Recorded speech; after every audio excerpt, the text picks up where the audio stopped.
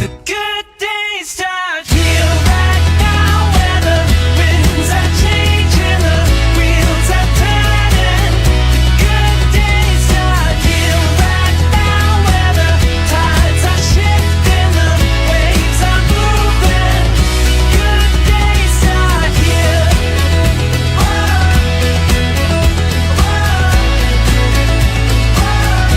Good days start here.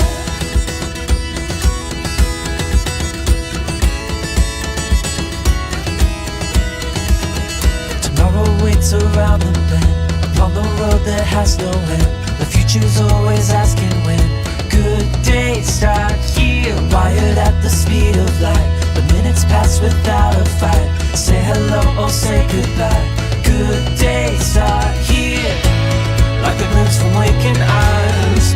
Catch the morning sky and realize the good days start here right now, where the winds are changing, the wheels are turning. The good days start here right now, where the tides are shifting, the waves are moving. Good days start here. I've got this one.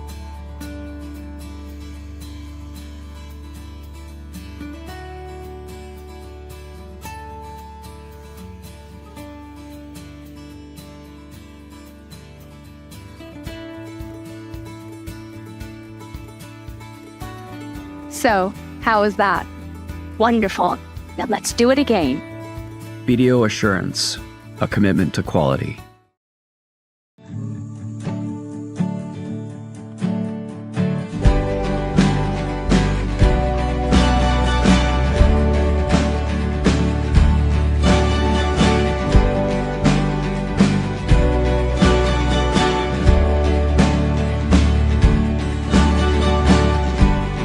Locked in a stalemate with men. Makes you wanna go.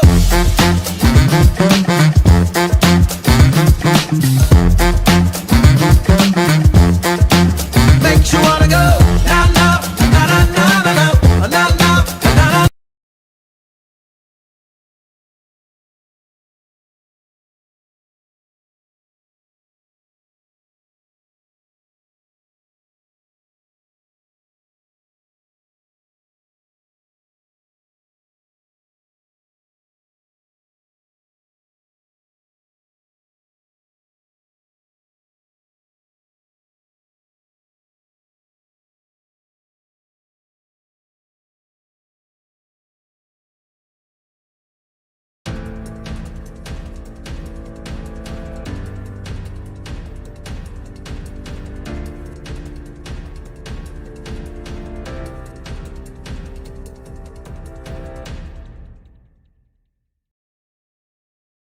Ste.Marie Airport Development Corporation, owner and operator of the Ste.Marie, Ontario, Canada Airport, is proud to support the Sault Curlers Fall Classic and welcome all to beautiful Sault Ste. Marie.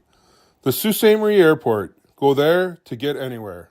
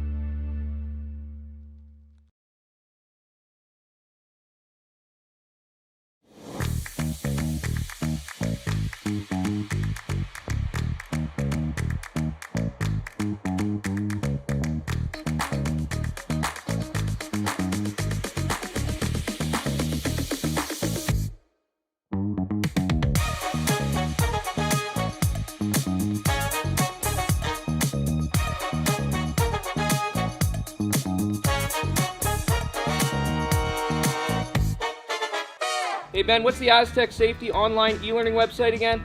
Yeah, that would be aztecsafety.com. Fire extinguisher and firefighting, we'll send that one to Paul. Ah, now here's a course I should probably take. Conflict resolution. Power line safety. Yeah, I thought it might help me with my line calls. Did you know this Aztec website has over 100 safety courses? Jeez. Aztec Safety online course. Ground disturbance. Could have used that a few seconds ago.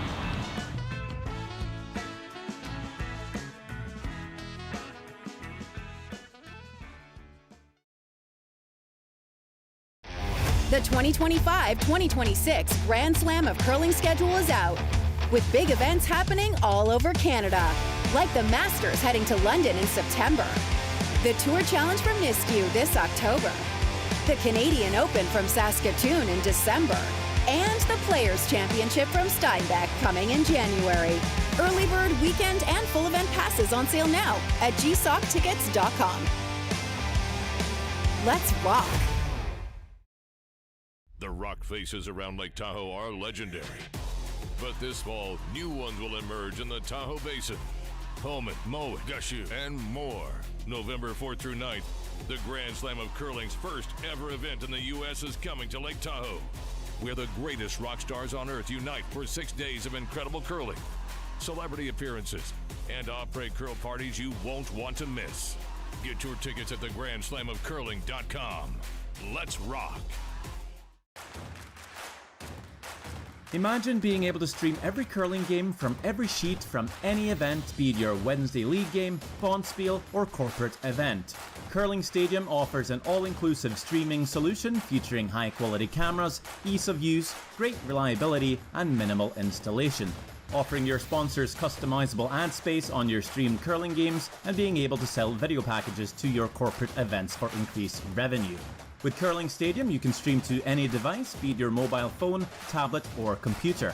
Push the feed to your desired platform, be it Facebook, YouTube, or any other social media. Curling Stadium is simply the way forward. Where it's commonplace in other sports to televise every game, we want to do the same. Curling is a global sport, and it's time it gets the coverage it needs. Make your curling club the next Curling Stadium.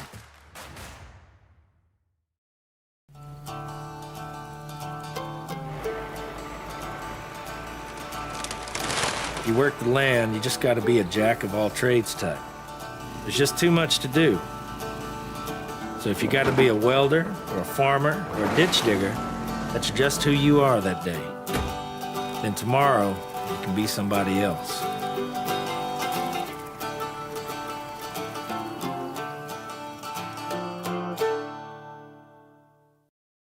Welcome to the RockShop.net, the official store for the Grand Slam of Curling. Whether you're looking for the best hats, stylish clothing, fun toys, or unique accessories, the Rock Shop has it all. Shop online anytime at therockshop.net for exclusive Grand Slam of Curling gear, or come see us in person at your next event.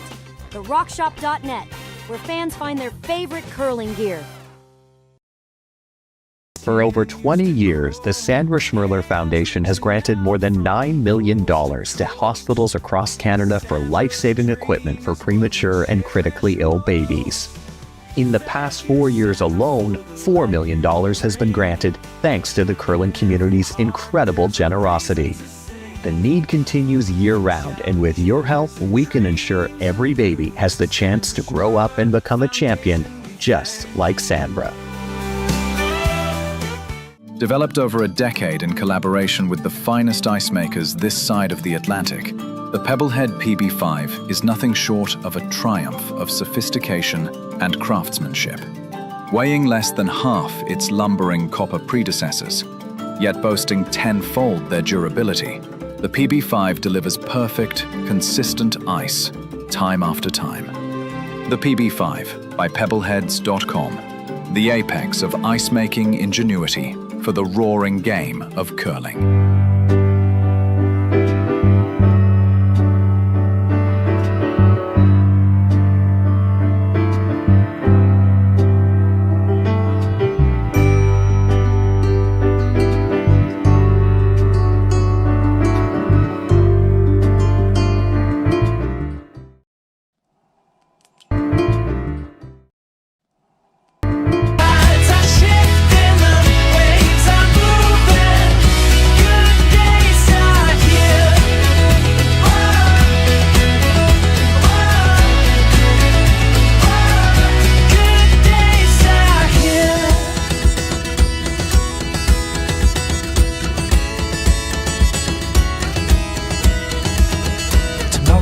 dance around the bend, upon the road that has no end. The future's always asking when. Good days start here, wired at the speed of light. The minutes pass without a fight. Say hello or say goodbye. Good days start here, like a glimpse from waking eyes. Catch the morning sky, realize the good days start here right now, where the winds are changing, the wheels are turning. The good days start here right now, where the tides are shifting, the waves are moving. The good days start here.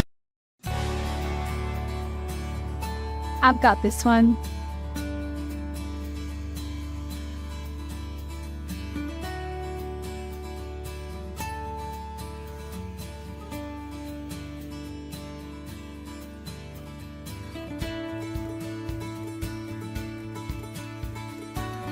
So, how was that?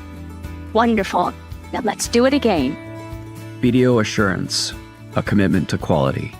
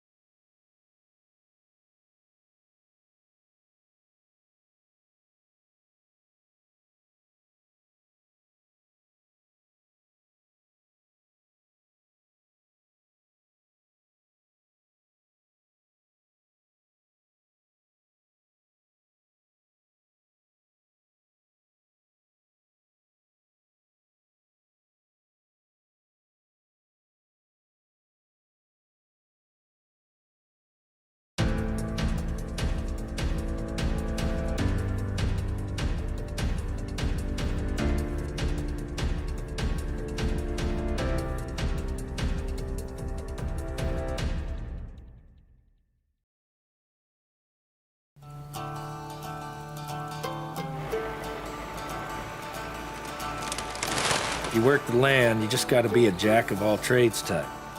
There's just too much to do.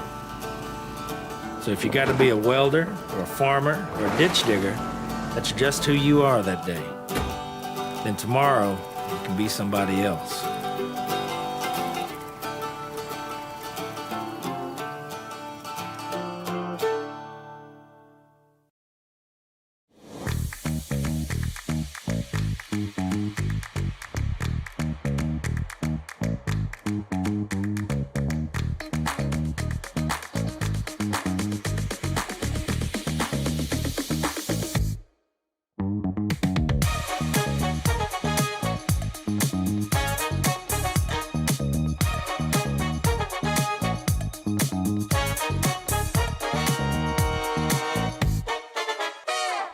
Faces around Lake Tahoe are legendary. But this fall, new ones will emerge in the Tahoe Basin. Pullman, Mowat, Gushu, and more. November 4th through 9th, The Grand Slam of Curling's first ever event in the U.S. is coming to Lake Tahoe, where the greatest rock stars on earth unite for 6 days of incredible curling, celebrity appearances, and après curl parties you won't want to miss. Get your tickets at thegrandslamofcurling.com.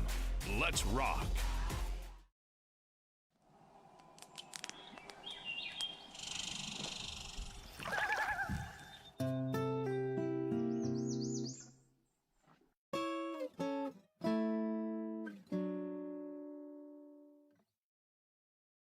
Ste.Marie Airport Development Corporation, owner and operator of the Sault Ste. Marie, Ontario, Canada Airport, is proud to support the Sioux Curlers Fall Classic and welcome all to beautiful Sault Ste. Marie. The Sault Ste. Marie Airport. Go there to get anywhere.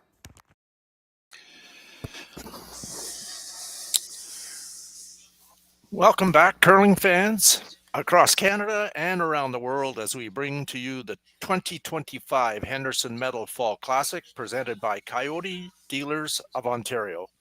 Live from YNCU Curling Center in beautiful Sault Ste. Marie, Ontario, Canada.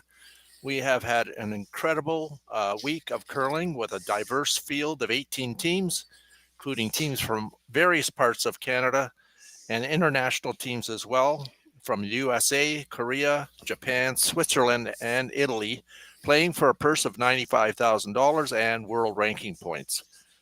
We welcome viewers from around the world to our streaming broadcast, and we hope you enjoy this final game here from YNCU Curling Center. It has been a great bonspiel to this point, and we have an exciting final for you. Of course, today's matchup is Team Retornaz from Italy and Team Casper from USA. So in this final, we have an international flavor to it, obviously. I'm Al Harnden, and I'm joined by Juha Cantavera, and we are the announcing team for this final this year. A reminder, there is a chat space if you want to visit that and put down your comments about what you're seeing. Please feel free to access that. So welcome to Sault Ste. Marie, everyone. Sit back and enjoy this final game of the 2025 Henderson Fall Classic. Juha, what do we got going on here? Game's underway. Team Casper has last rock in the first end. They won the draw to the button. So Team Retornaz put up a center guard. Team Casper went around it to the back 12 foot, I think a little deep. And then Team Retornaz came down and cornered that one. And then Team Casper came and cornered that one. So we're plays all behind the tee line right now. 4 rocks line up in a row, but all behind the tee line. So ice is good. Yeah. I timed a few of the draw to the buttons. I was getting 15.3 seconds. So nice and quick. Yeah, they've had an incredible surface to play on this week, thanks to all of our ice folks, Tom and Bruno, Larry, Mark, Harry, and other helpers. It's been a fun surface to watch. Yeah, as good as any arena ice that I've ever seen. So yeah. So Team Casper, fresh off a Tier 2 Grand Slam in London a few weeks ago. They're keeping it rolling here. First timers here, so this is great accomplishment for them, and they're doing this without Daniel, Casper, their skip. So their lineup is Rich Rohonen is calling the game and throwing lead. Aiden Oldenburg is throwing second. Ben Richardson is throwing vice rocks, and Luke Viola. Could show a little bit of that green one on the right-hand side as we're looking at it from behind the glass. For those on watching it on the stream, show a little bit on the left-hand side. Yes, you don't want to over curl here, right? Nope. Is that what you're saying? Yep. Okay. Just keeping it clean. That's usually a good sign. Need to curl a bit to get some cover. Here it goes. Maybe just and right about what there is perfect. Yeah, I think so. Don't see anything coming on the in-turn side. He's looking at it. Maybe. With the right weight, they might go chasing that on the in-turn. Looks like that's what they're going to try. A lot of ice there, so probably kind of backline to hack weight. I'm going to give it a try. If it does overcurl, that's not such a bad thing. Yeah, taking the guard isn't the end of the world, as long as they move it over a foot or two.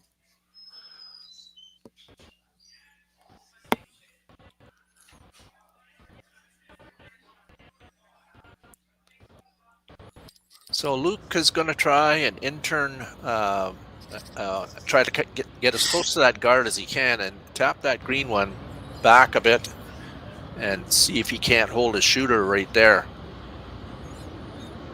That just indicates what kind of playing conditions these players have got this week. A lot of places you couldn't get at this rock, but again, keeping it clean. There you go, trying to keep it straight now.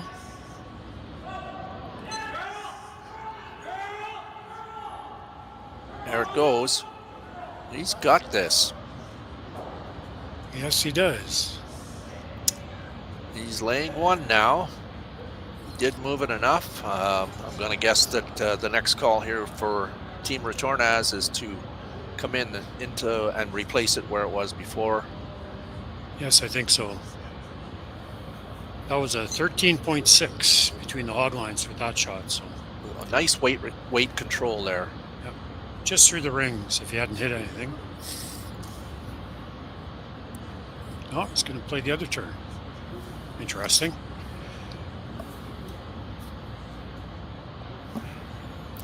Makes sense. Trying to get a little corner on that yellow that's half in the button. Needs to end up shot here. So out-turn freeze attempt by Joel Retornaz here on his final stone of the first end. Attempting to snuggle one in there and possibly steal this end. If it's made perfectly. Yeah, he's trying to lean on that yellow one. Yeah. Again, just keeping it clean. Starting to go on it a bit harder here now. As he got the weight. They've really got to go on this. It's coming in quick. Wow, that ice is fast.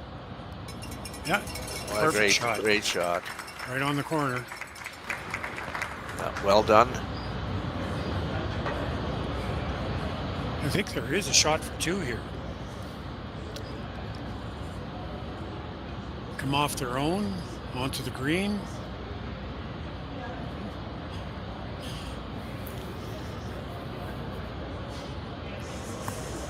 So they're indicating that they may try to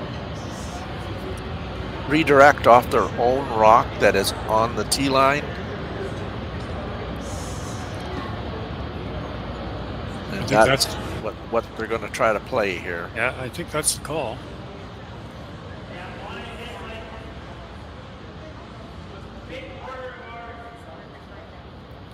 I think anywhere from 3/4 to a half a rock. So Luke Violet is going to try to bounce off his own here, redirect over into the green one and see if he can't move this out of the 4-foot to score 2 here in the first end.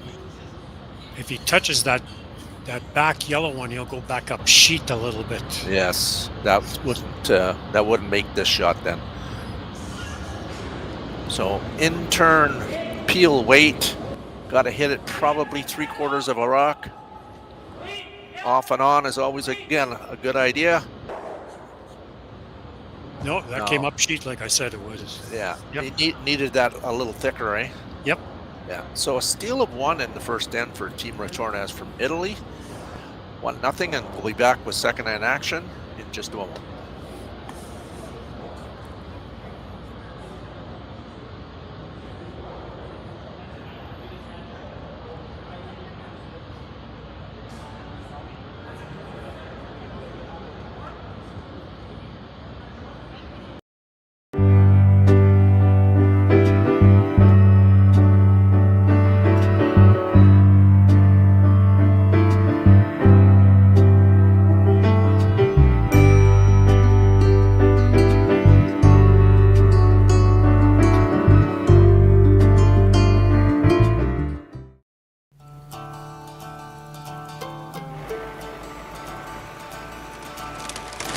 If you work the land, you just got to be a jack of all trades type. There's just too much to do. So if you got to be a welder or a farmer or a ditch digger, that's just who you are that day. Then tomorrow, you can be somebody else.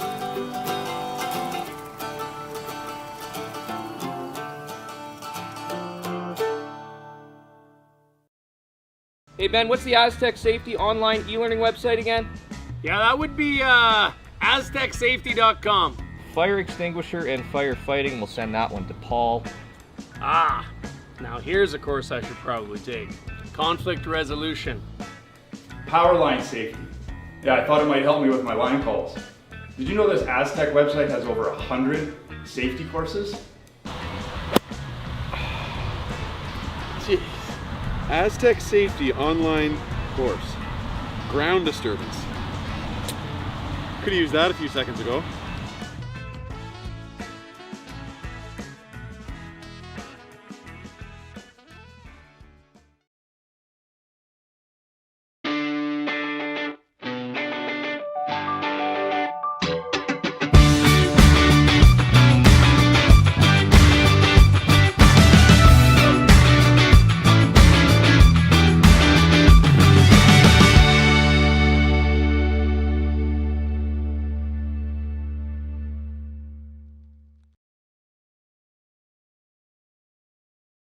Live curling rocks. And this November, the best in the world are coming to Tahoe. Get your seats now at gsoctickets.com. But hurry, early bird pricing ends soon.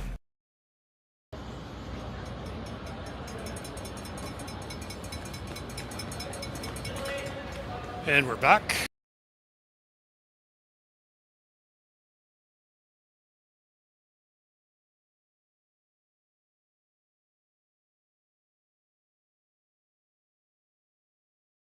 Corner guard, and then Team Retornaz went around the center guard.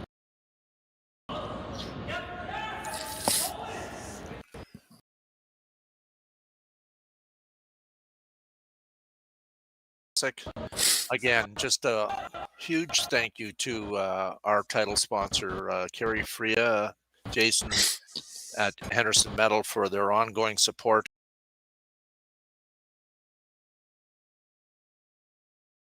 Of the sport of curling. They support so many things in our community, and again, what a wonderful title sponsor to have. And of course, Ontario, Ron and the guys supporting this sporting event here in Sault Ste. Marie. So thanks again to them. And of course, we have many other corporate partners here in Sault Ste. Marie, specifically the city of Sault Ste. Marie and of course, Tourism Sault Ste. Marie for their ongoing support every year that this event has gone on and as it has evolved. And then we have plenty of platinum sponsors, our host hotel, Delta Waterfront here in Sault Ste. Marie, Peace Restaurant, Outspoken Brewery, the Law Office of Jasmine Gassy Harden, Sault Ste. Marie Airport, BDO, Canadian Banknote, Cintas, and Sioux Today, all major sponsors of this event. And so thank you very much. So we've had a little bit of house clearing here by Team Casper. They drove the center guard back, took out the one of the greens that was in the rings and rolled out. So now this is just a straight hit, I believe, from Team Retornaz. Just bump that green one over to the edge of the 12. So I mentioned the sponsors, but you can't do this without participation of fans as well. And we're so thankful to have so many people here from the Sioux and area region, but also from out of town. We got people from everywhere that have come and joined us for this event. So thank you very much for the fan support. even though it is a little bit of a down year, it's a trend across the country because it's an Olympic year and it's the scheduling has been jam packed. So it's been a challenge for sure.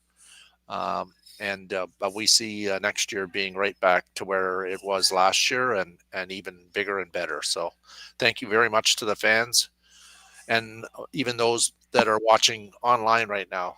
Thanks for joining us today. And Team Casper was trying to hit and roll behind their corner guard, but got a little thin and rolled out. It's now only one rock in the rings. Looks like Joel is going to ask for just a draw to the button. Keep them spread apart so you can't make the double. And again, what a great organizing committee we had at UA, hardworking. Sure. I mean, people had their own, responsibilities and portfolios, but they all just pitch in whenever someone needs a hand. And so thank you very much to the organizers and, of course, the volunteers that are part of this every year. So again, it takes an army to make something like this happen, and people have been so gracious with their time and energy to help make this event go. For sure, the curling community here in the Soo is a great community. Yeah, everybody wants to help.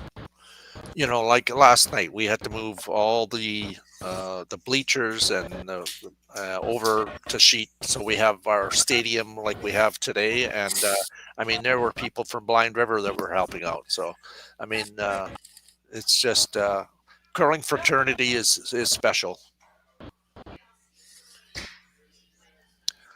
And Team Casper is again trying to hit and roll behind their corner garden and hit it a little thin again and rolled out.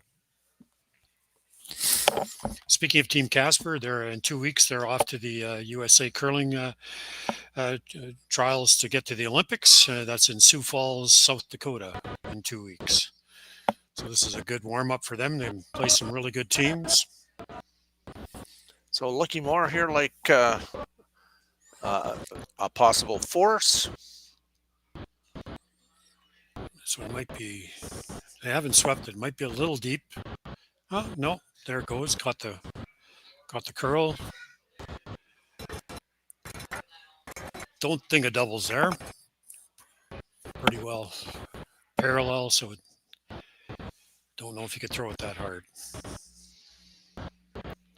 And also a big thank you to the staff here at YNCU Curling Center, Jen Reed, General Manager, and all the folks that were here working the bar and in the kitchen and out on the floor doing different tasks. We certainly appreciate the efforts of the staff here at the curling club.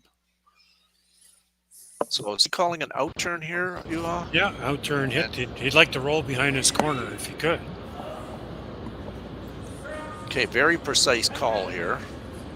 Trying to get it to curl. Oh no, now they're going the other way. Eh? Yeah, trying to get it near the green one. Possibly set up a double. I think I like that call better. Yeah, I think so too.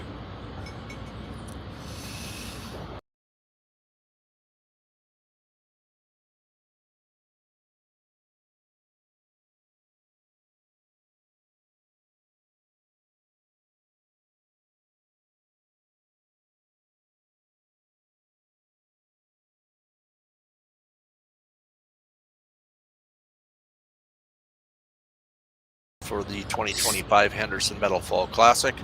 The winner of this game gets $24,000 and the loser of this game gets $17,000. So some large money here, as well as points, obviously, but and a championship as well. That one there is curling a bit. They really got to go on this to get a piece. And they did. So the blank is in play now. I think that curled more than they thought it would. Maybe a little down. Al, could have been a little bit. Might have been a little bit down. Could have used a bit more weight.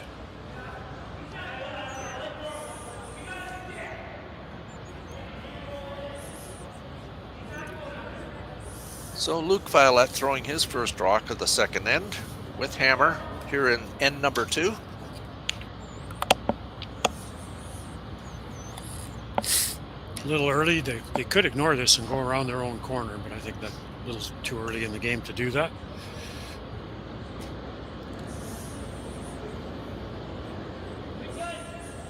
In turn, we're right behind the sheet. He threw that well. Just guiding it down. A little bit of sweeping at the end just to... So this team Casper, like I said earlier, a couple of weeks ago in London, they were champions of the Tier 2 event. They beat Kevin Cooey in the final.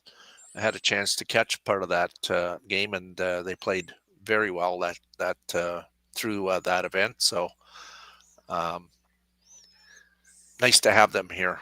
We had 8 new teams join us this year, which is always nice when you get some new squads coming to this event. So hopefully we can see them coming back here for years to come. They wanted to come in the last 2 years, Al, but having talked to them, they said they just couldn't get here because of scheduling issues. Right. But now, since they've been here once, I think we'll see them again. So Team Retornaz with their last stone, and blank is certainly in play here.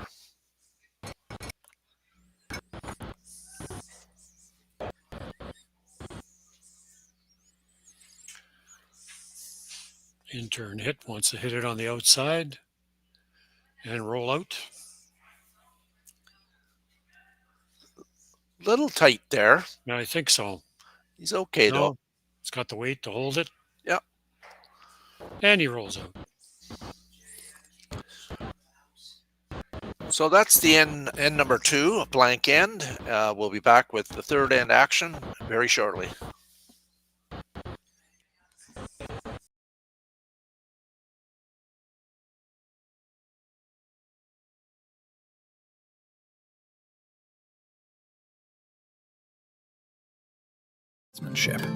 Weighing less than half its lumbering copper predecessors, yet boasting tenfold their durability, the PB5 delivers perfect, consistent ice, time after time. The PB5 by pebbleheads.com, the apex of ice-making ingenuity for the roaring game of curling.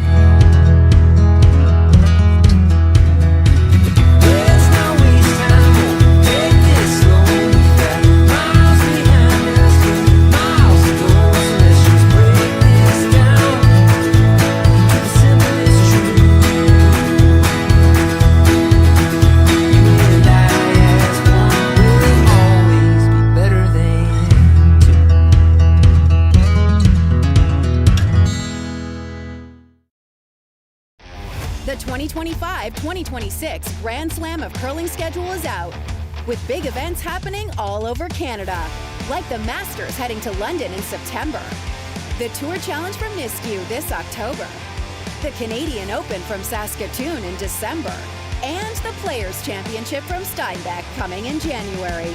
Early bird weekend and full event passes on sale now at gsoctickets.com. Let's rock!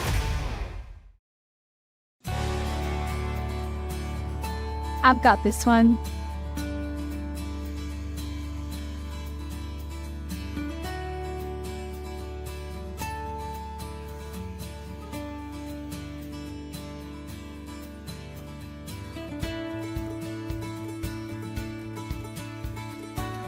So, how was that?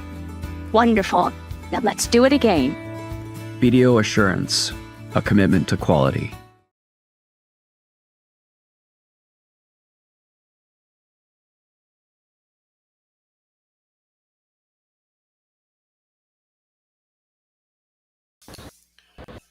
There we go.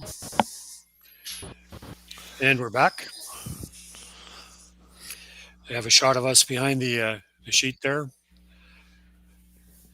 Al Harnan on the left and Juha Cantaver here on the right.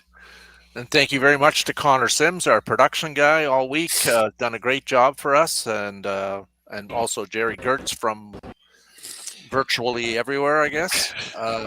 Anyway, we appreciate the efforts of the production people to bring this to you across the world. So again, welcome back all curling fans out there. This is the final game here from Sault Ste. Marie at the YNCU Curling Center here, and this is the game between two international teams, Team Casper from USA and also Team Retornaz from Italy. Talented squads that are going at it in this championship. Currently 1-0 for Team Retornaz with a steal in the first end. Second end was blanked, and now we're in the third end. What's going on here, Juha? Center guard went up first from Team Retornaz, and Team Casper threw up the corner. Team Retornaz went around it to the top of the button, and Team Casper came out right on top of that one. So this could be an interesting end. This is the fifth rock of the end, so there is an opportunity now to start driving some rocks back. But it looks like they're going to keep drawing, trying to get some angles on those rocks that are in the rings.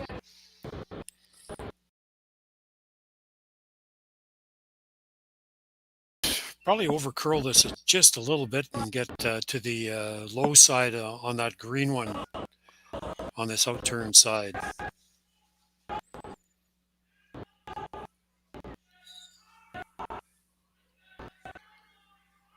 Going hard for line. Looks like they are just by. Might have caught the back edge, maybe. Wonder. It was really close. Wonder if we can get a replay. It might have just touched it on the way by. Got it where they wanted to.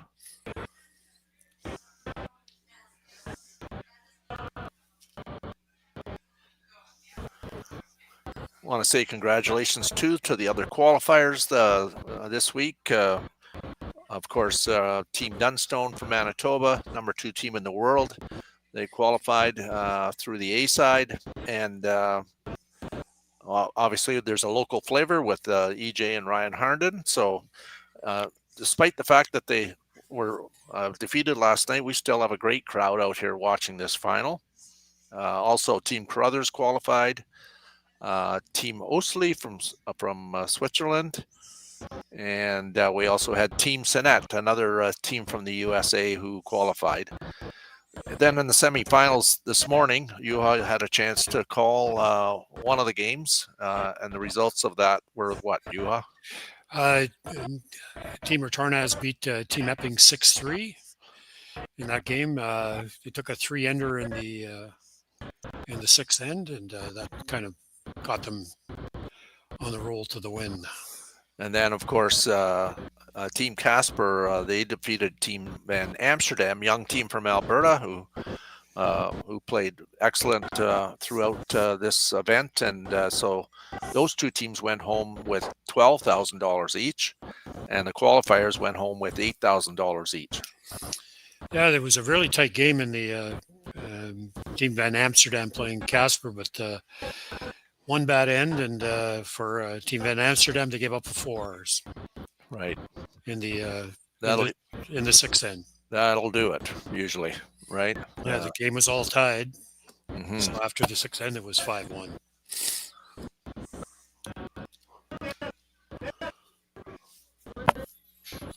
Of course, this afternoon, we want to wish our own Brad Jacobs the best of luck in the final of the Pan Continental Cup that's being played in Minnesota.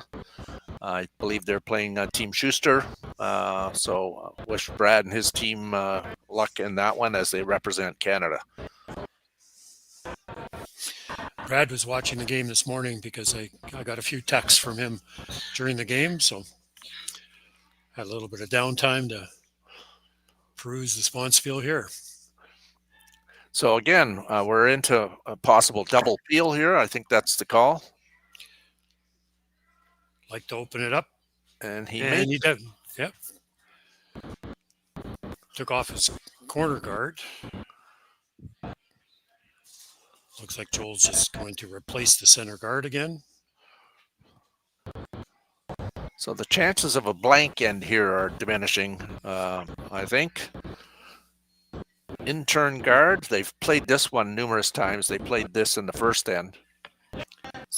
Pretty much the same spot, maybe a little bit tighter. They haven't laid a broom to it. Looks a little heavy to me, just a bit.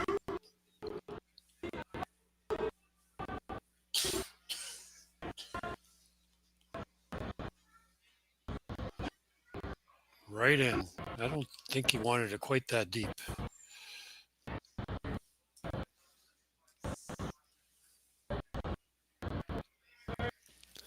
Yeah, the line was fine. Just went a little deep, right? So Yeah. this does bring an opportunity to do some blasting back here, get some rocks moving around. Yeah.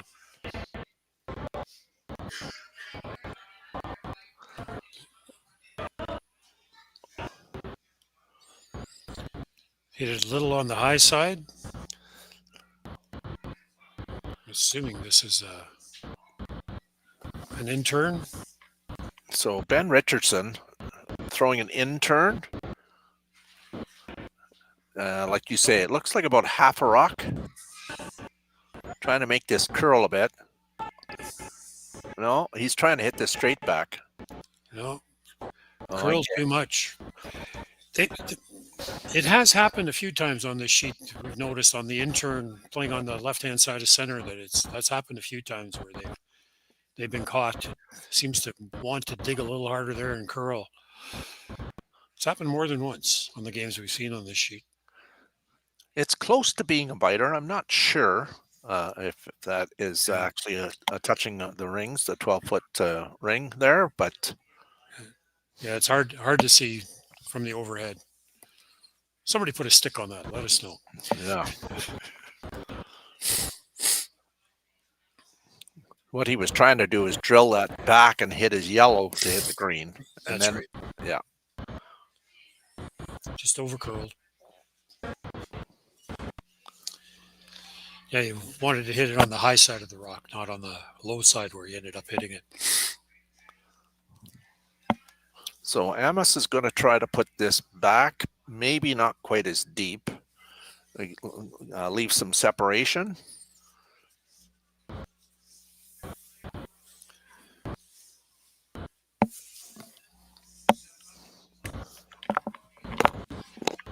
Let's see if I can get a time on this.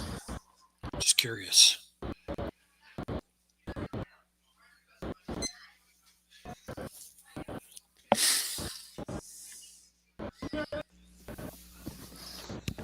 Heavy clean.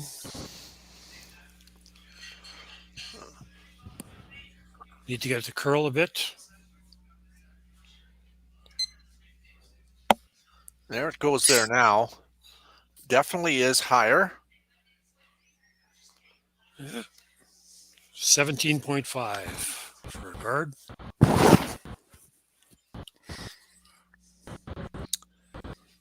Needed to curl a bit more. I don't think they covered enough of that yellow one. So they do have access certainly to that one on the touching the center line in the 8-foot. I think they're going to make a play on this. Could be lying second, third, and fourth after this shot. Could be, depending on how hard they hit the... And maybe fifth if that one is biting. Yes.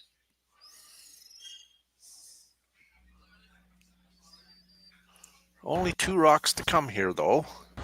So it would take 2 rocks to get get rid of both those greens. There's no double there with the angles.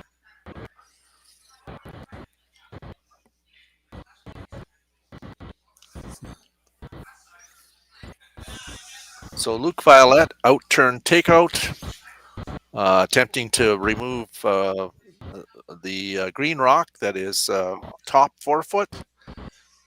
Hopefully leaves all his yellows in the rings. Will certainly put a little pressure on the team from Italy. Making a move close to center line, and that is on the guard. Feather ticked it, moved a few things around. Yeah, took their own. Moved his own.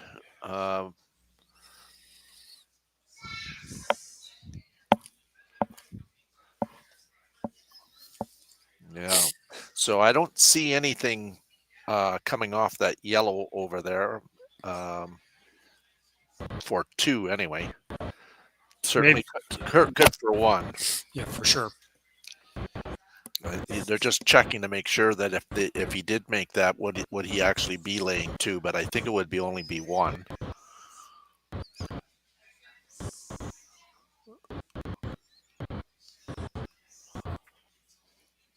He's also indicating maybe coming down and freezing to that yellow rock that is just biting the button.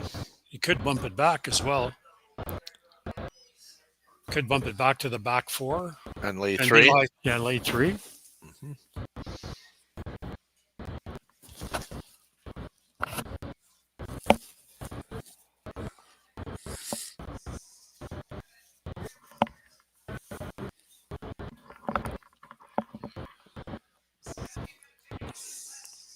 I think he might be trying that. He has to be biting the forefoot. Otherwise, I might be a double there. I think he might be playing. I think he may be bumping that yellow. He's going to play the bump, eh? So I think so. Yeah. So this is an intern bump. Probably trying to bump this just through the rings. Yeah, back 12. Lay 3. Yeah.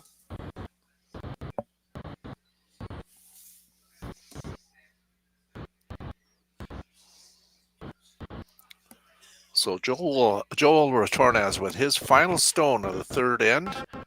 This is a critical rock, huh? He makes this, it puts a lot of pressure on the team from the USA. For sure. Out there for now. Now trying to make it move. By the guard. Weight looks pretty good.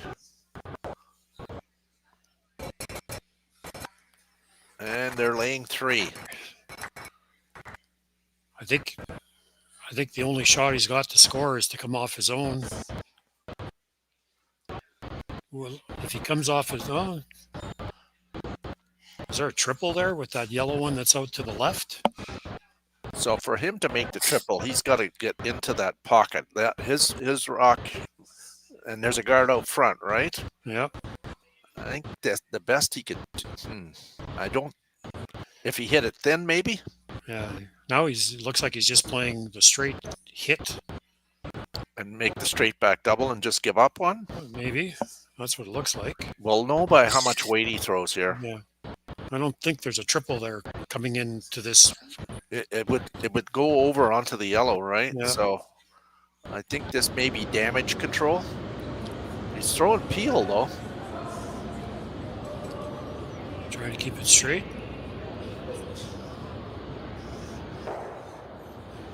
Yeah. Yep. So that was pure damage control now. Yeah. So a steal of 1 by Team Retornaz from Italy in the 3rd end. It is now 2-0. We'll be back with 4th end action in a moment.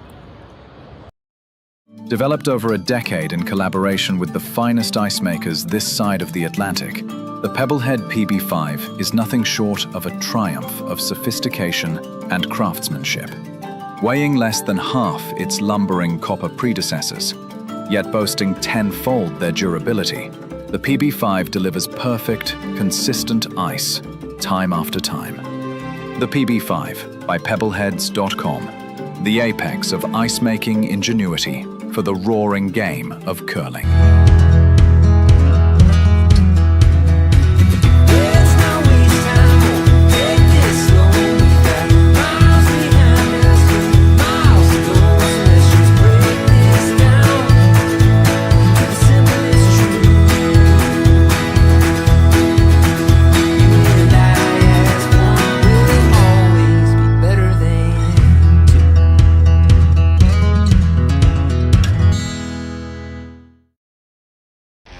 The 2025-2026 Grand Slam of Curling schedule is out, with big events happening all over Canada, like the Masters heading to London in September, the Tour Challenge from YNCU this October, the Canadian Open from Saskatoon in December, and the Players' Championship from Steinbach coming in January.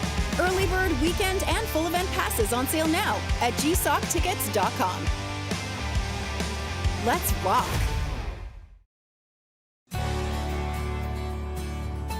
I've got this one.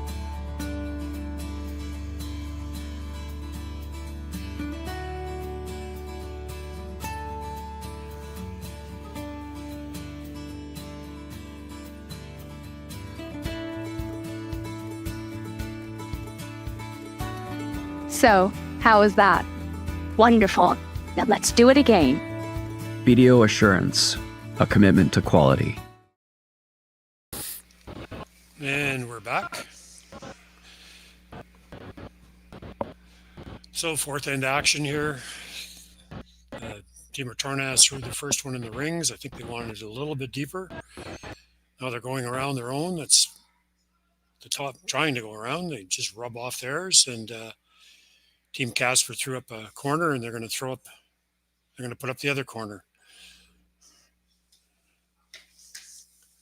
So 2 corners and 2 green ones in the rings.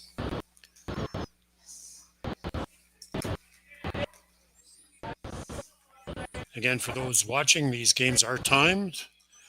Each team gets 33 minutes to play the game with 2 timeouts. We are playing the 5 rock rule here. Any rock touching the center line in the free guard zone cannot be moved, or your rock comes off if you move it. And you can't start hitting anything in the free guard zone until the 6th rock of the end.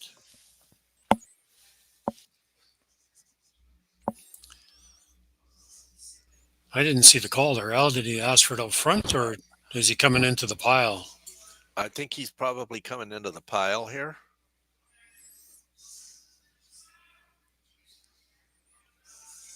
It'd be tight anyway. Yeah, definitely doesn't want to be too far out.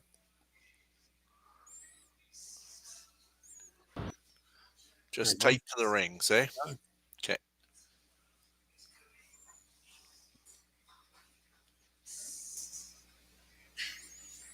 Yeah.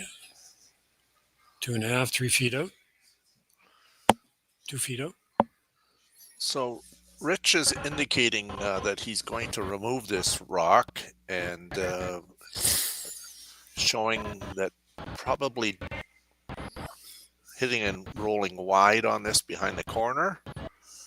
Now they're looking at maybe drawing around to the corner. He's got a few options here. Yeah. Okay, I think he's settled on the hit and roll. Tough shot. They've had a few tough shots trying to make the hit and roll in this game. Rolling a little too far in the second end. They rolled out twice on a hit and roll.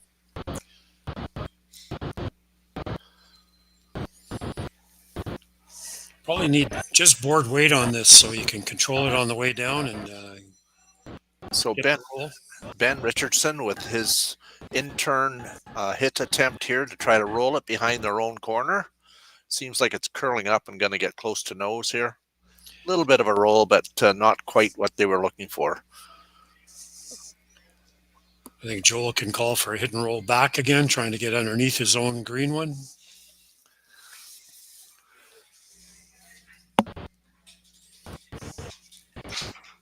Needs about a 3-foot 3-inch roll here to get behind cover. Switching to the out turn.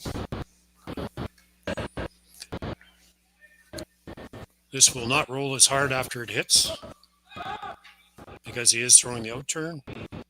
So Sebastiano Arman with his out turn attempt and attempting to roll this behind everything into the middle of the rings, partially covered. It came out. It is now fully exposed. Yeah, I think you can see it all. Yeah. But Rich is saying that's enough of this. We're gonna run something back. He's got his corner guards up, so see what Ben can do here.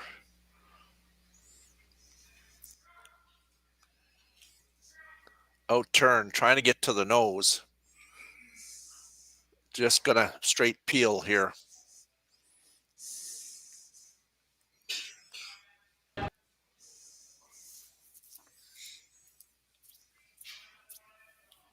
Joel touched the green one first, and then pointed up toward the Coyote sign. I think I'd like to throw a guard here and just just be touching the center line if you're throwing the intern guard. Just cross the center line, just barely.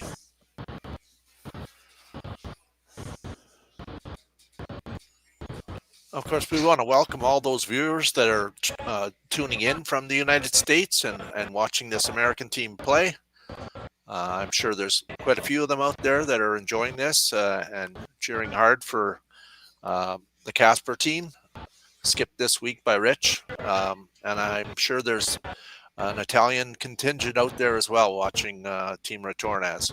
So welcome to all those viewers out there from around the world, but specifically with this international final here, the people from the States and Italy. Still having a little bit of a conversation about this. They've pointed at the corner guard as well, so looks like they're going to peel the corner. They feel a little more comfortable doing that. They are up 2 and don't have the hammer. For those of that aren't curling buffs, the hammer is the last rock in the end. I didn't see the call. Is this straight peel, Juha, or are they trying to hit this and roll it for a center? They might. I don't know. I just saw that they were hitting it. I don't know if they. Yeah, this is peel weight. I think if he hits it, it'll roll out. No, it looks like it's curling. Yeah, stays right there. I think they were attempting a peel. Yes, a little tight on the line there.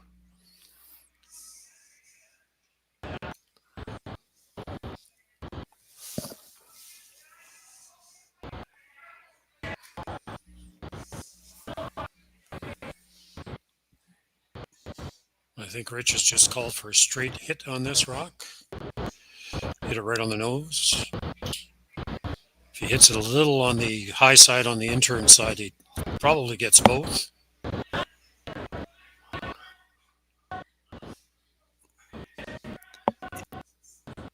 Trying to make this curl a bit. Now it's straight, and they're going to make the double. Yep. Nice shot.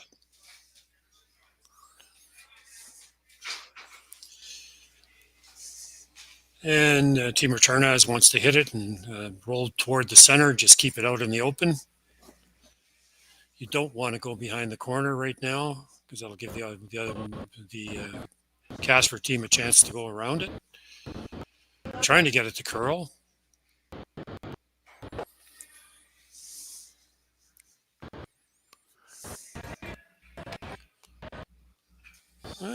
A little bit of offense here. He's going to go around his own corner guard. So switching gears here, down 2-0 as the corner guard's up. So has decided that he's going to utilize that cover. So I'll intern draw. Just talking about the ice, how much ice to give here. So it's just outside center. We've seen this many times this week. It will, if you throw the right weight, it will bury very, very nicely there.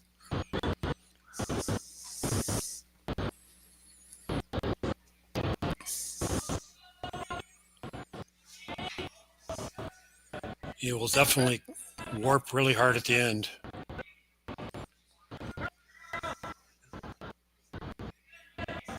On-off sweeping is always a good sign for a made shot, and there it goes there, Juha. Like you say, It's got the big finish at the end. Even peek out a little bit on the other side, just a tiny bit. So Team Casper is shot rock. Team Retornaz could play the drill back, try to make the run back and get rid of both yellows.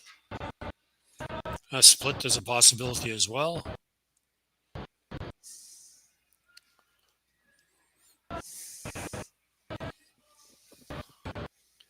Yeah, they could split that green one and be first and second.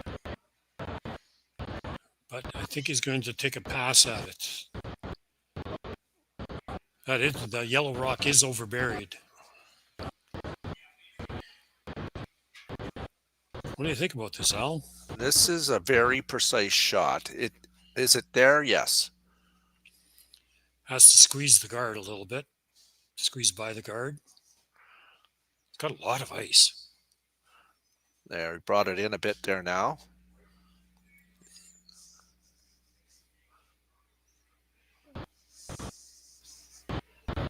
He doesn't have to necessarily remove it, but he needs to get this moving sideways to lay to. That's right.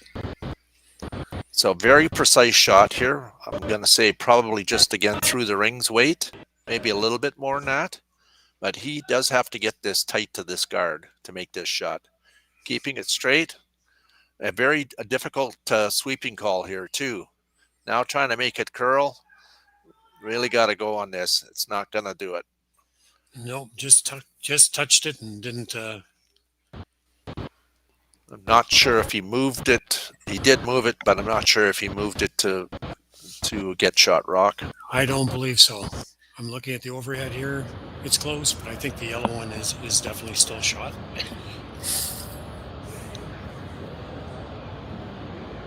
I think you're right.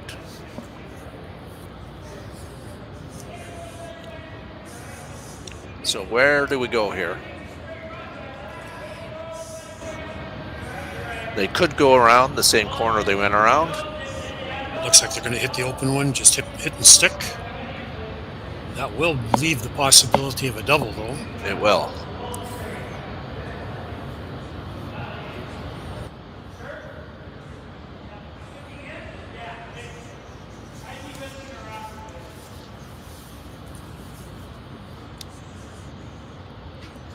I'm going to say he's probably going to try to hit this and roll behind the corner.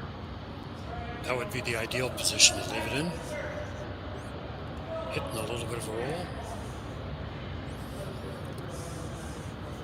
They played down this spot here too, so certainly should know the ice.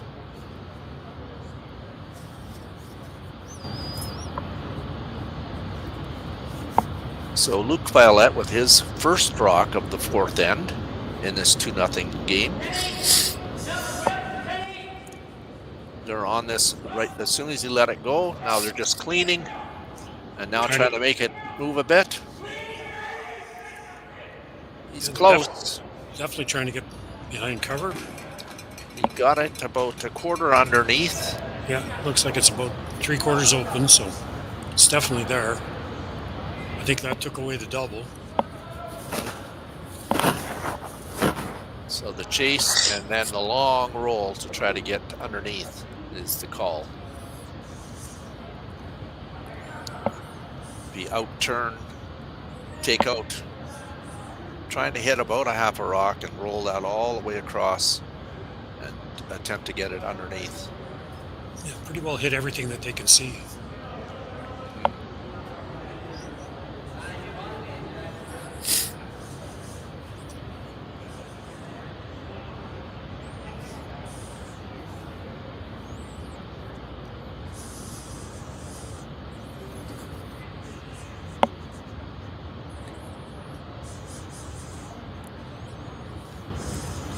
So Retornaz with his final stone of end number 4 in this championship game of the 2025 Henderson Metal Fall Classic.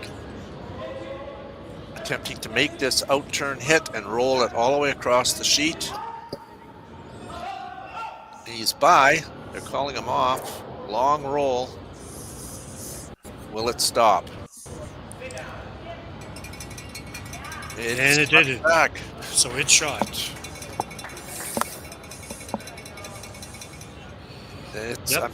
It's close.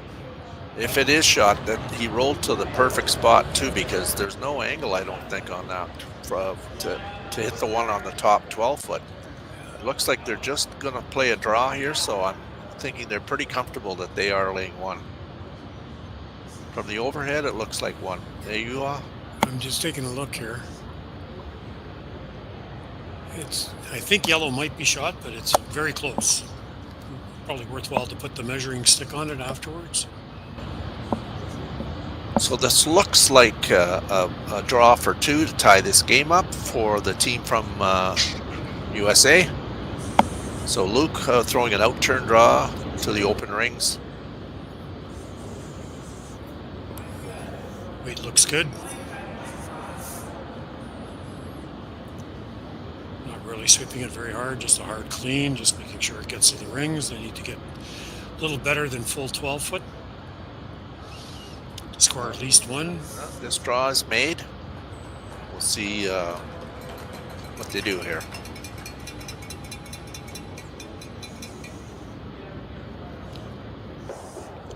Oh, two it is. I think two it is. Yeah, so we got ourselves a tie game here with 4 ends to go. We'll be back with the 5th end very shortly.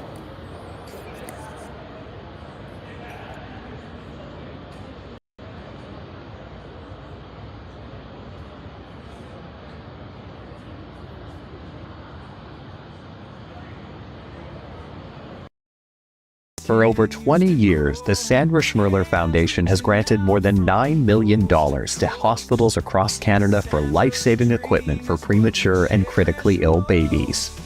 In the past 4 years alone, $4 million has been granted thanks to the curling community's incredible generosity.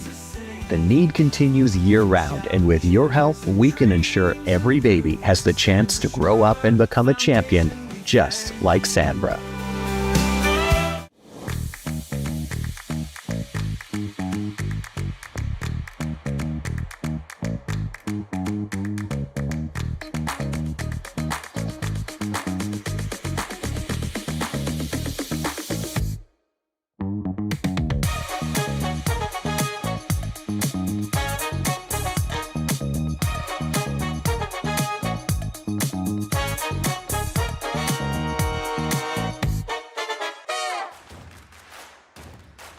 Imagine being able to stream every curling game from every sheet from any event, be it your Wednesday league game, bonspiel, or corporate event.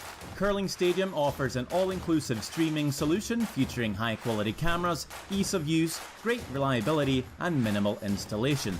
Offering your sponsors customizable ad space on your streamed curling games and being able to sell video packages to your corporate events for increased revenue. With Curling Stadium, you can stream to any device, be it your mobile phone, tablet, or computer. Push the feed to your desired platform, be it Facebook, YouTube, or any other social media. Curling Stadium is simply the way forward. Where it's commonplace in other sports to televise every game, we want to do the same. Curling is a global sport, and it's time it gets the coverage it needs. Make your curling club the next Curling Stadium. Welcome to the RockShop.net, the official store for the Grand Slam of curling. Whether you're looking for the best hats, stylish clothing, fun toys, or unique accessories, the Rock Shop has it all. Shop online anytime at therockshop.net for exclusive Grand Slam of curling gear, or come see us in person at your next event. Therockshop.net, where fans find their favorite curling gear. Back, just showing you the time left on both sheets. Team Casper has 17 minutes and 30 seconds, and Team Retornaz has 18 minutes and 16 seconds left in the game. More than enough time. So Team Casper's first rock went up as a center guard, and Team Retornaz came in to the top of the button, and then Team Casper, Rich came down and froze to it. So the game is on again.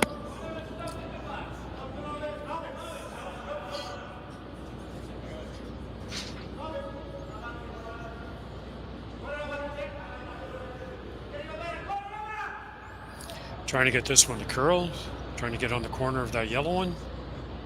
You want to move it out into the open, but a little bit heavier than they wanted, I think, eh? Yeah, I don't think they wanted to move that one.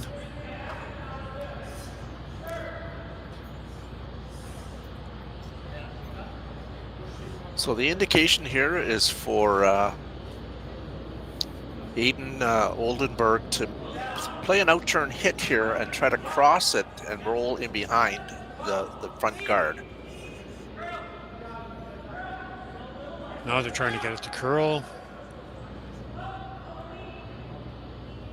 They're a little bit on the low side, so it should flop in a bit, and it does.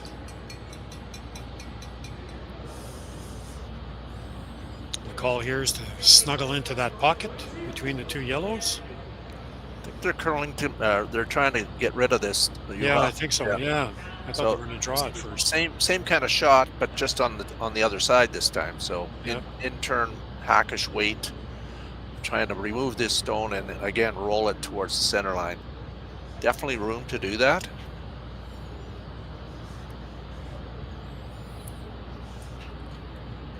You can't get underneath the other yellow one. It'll be beside it. They will touch, if they get inside, they will touch that other yellow one that's on the right-hand side of center. From our perspective. He is tight to that guard, but he is by. Great sweeping. Not going to remove it, but got it almost out, but it's in the back 12 foot, but needed just a little bit more weight.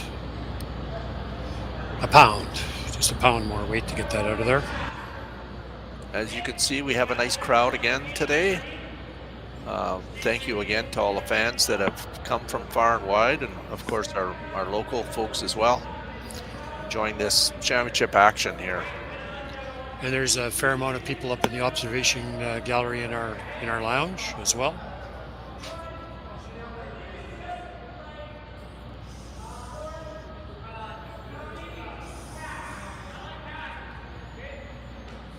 Well, he touched his foot, so I'm assuming that's something like hack, eh? Hack, yeah. I'm assuming that's hack weight. Either that or he had a cramp. So Ben Richardson trying to make this out-turn hack weight shot. Trying to get to the nose on this. It's got some curling to do, definitely. There it goes now.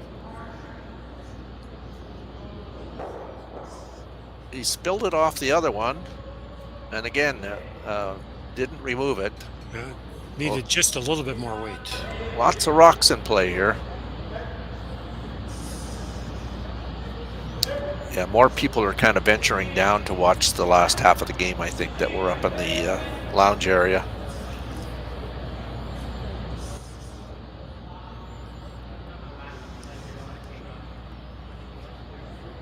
This one will have some more weight here. I think this is more like normal hit weight.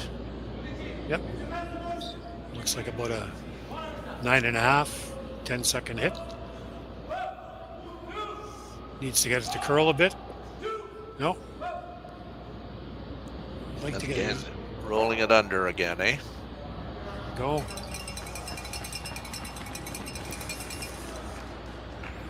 Pretty good angle there, too. Yeah, they're side by side. The two greens are side by side. Yellow is shot.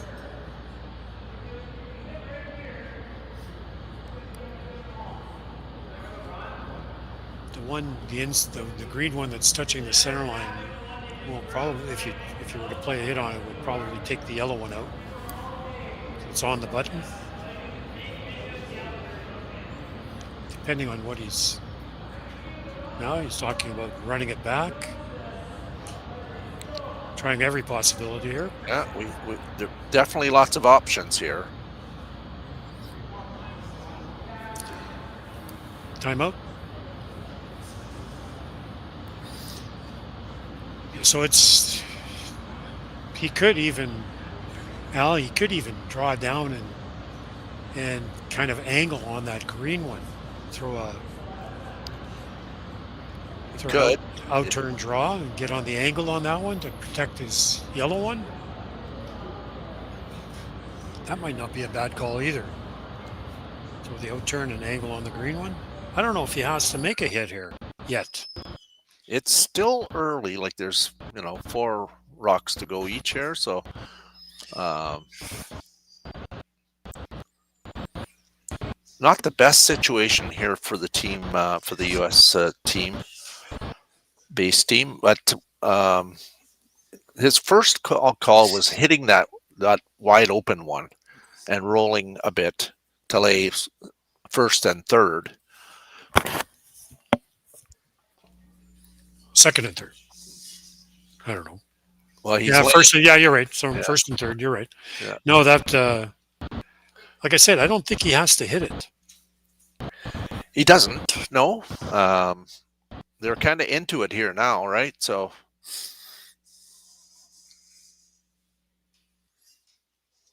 looks like they've chosen to do something on that, the intern side, because he is standing on that side of the center line. So going to try some type of, no indication of weight until he puts the broom down.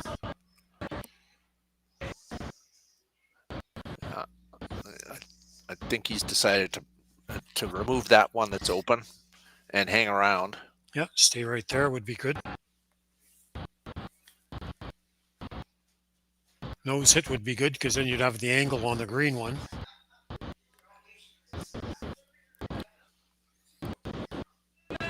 So Ben Richardson with the intern hit here, hoping to remove that green rock that's wide open and then hang around. Not sure what the call was. No roll, actually. It just a slight outside roll. Jammed it on the back one there.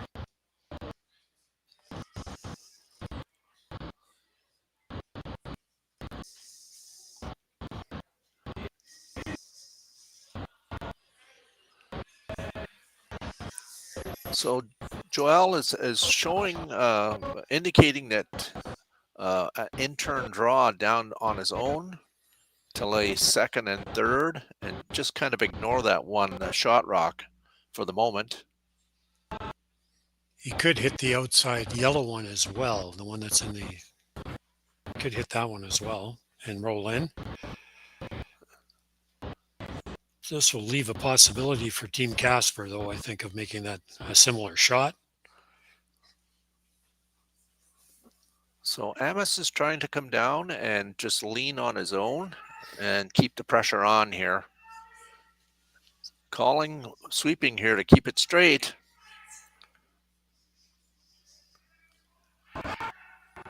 They really got to go on this to get it by. Really got to go. They got it by.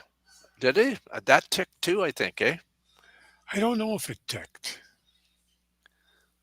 Came up a little short. Yeah, needed another pound of weight to get to the face of the green one. Good guard, though.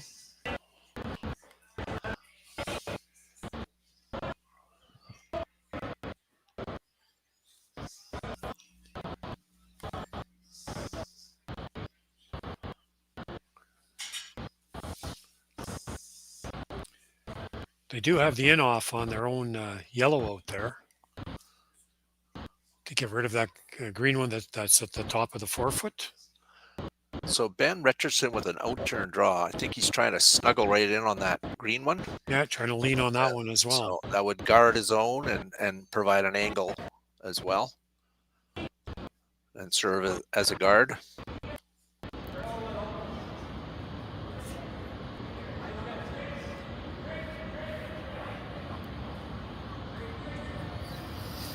Weight looks great. Right on top, exactly what they called. That's a very well executed shot there. A good call as well.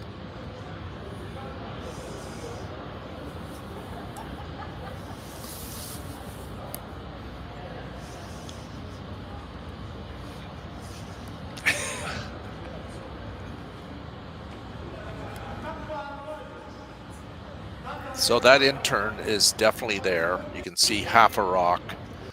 Looks like they're going to use or try to sneak by that guard. Remove the yellow. Get some rocks moving around here. I don't know if they can actually make this and even go into the other yellow. It'd be pretty thin. You can only see about a third, Al. Yeah. Yeah, it should be moving.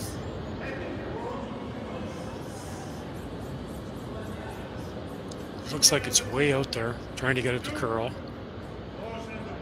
Needs a piece of it and got nothing. Nothing. Right through the hole. I didn't think you could do that.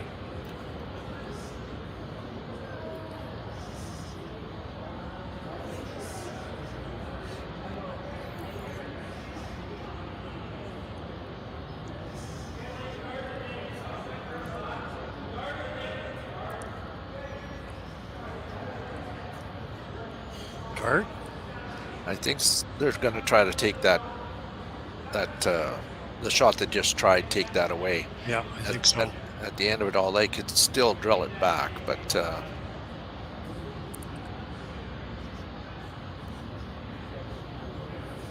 yeah, looks like it's a straight guard. We're down to skip stones here in this fifth end.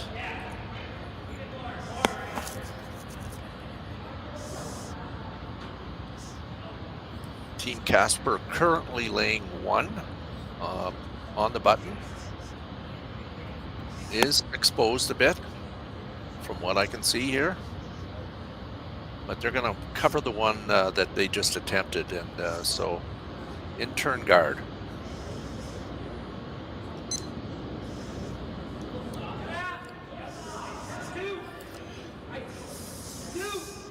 Should be about 18 seconds between hog lines for a guard.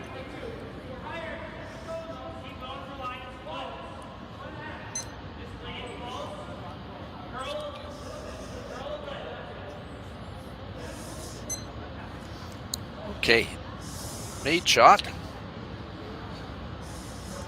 So this is a decision to be made here.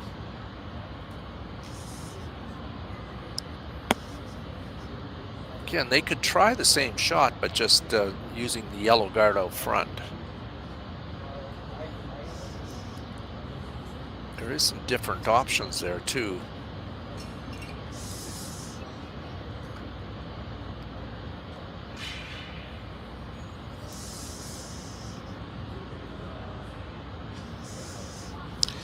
Not a lot of great options, though. If he, well, if you hit that yellow straight back, you're going to get some rocks flying here.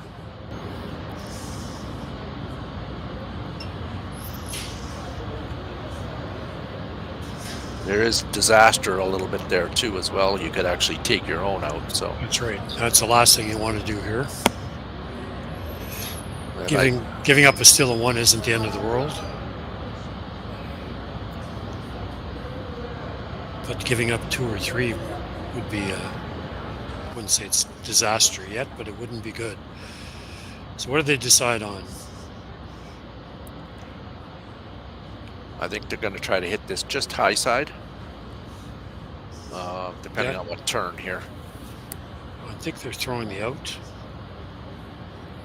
Yeah, looks like they're throwing the out. So just hitting this on the high side and drilling this back into their own. See what happens. Out turn, big shot here in this fifth end. Off and on, always a good sign again. Not quite.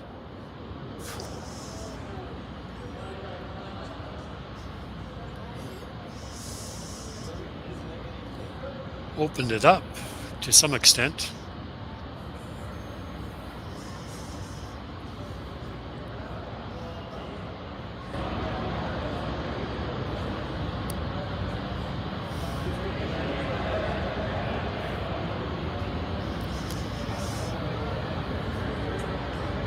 Another guard.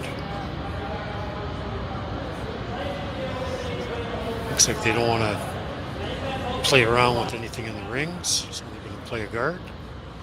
Definitely both teams have used some clock this end. Lots of thinking time.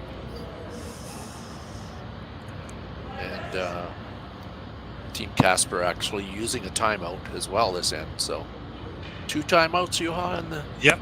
Yeah. Both teams get 2 timeouts.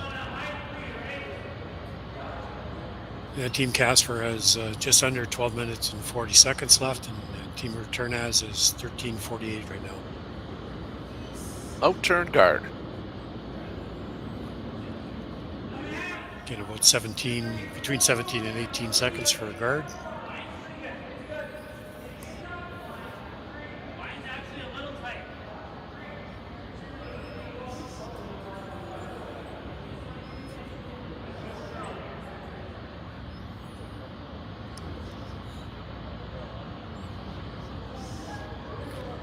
Mission accomplished.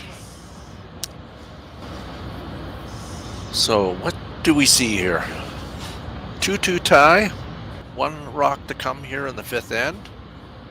Currently Team Casper with shot rock. You can see a little bit of it, but again, if you ever touch that yellow one, that would not be good. No, you'd give up at least 2.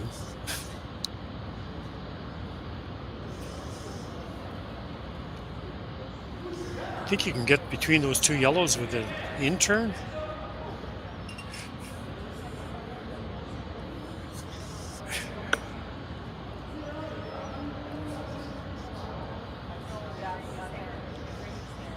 Tough shot.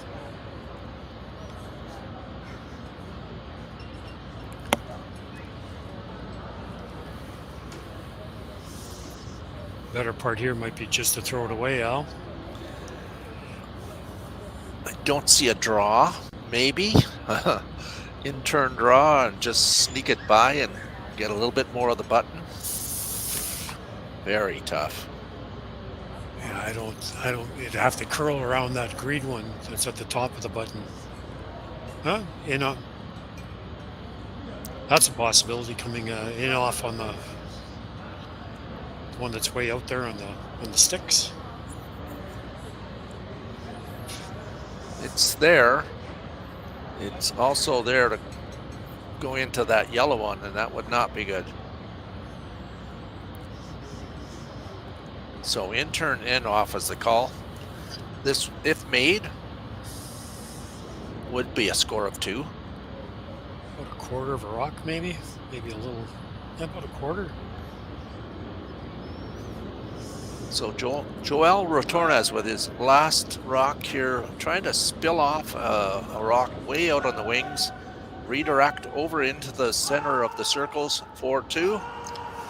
He's hit about half a rock, and too thick. He needed about an 1/8, eh? Yeah. An effort. I like the weight call.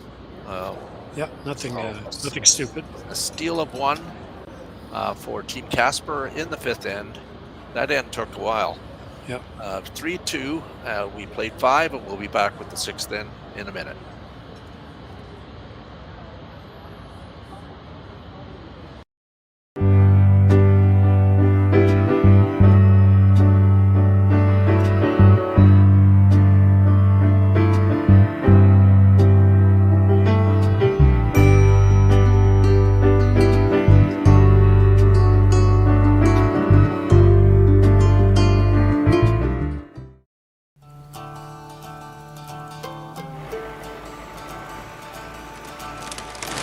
You work the land, you just got to be a jack of all trades type.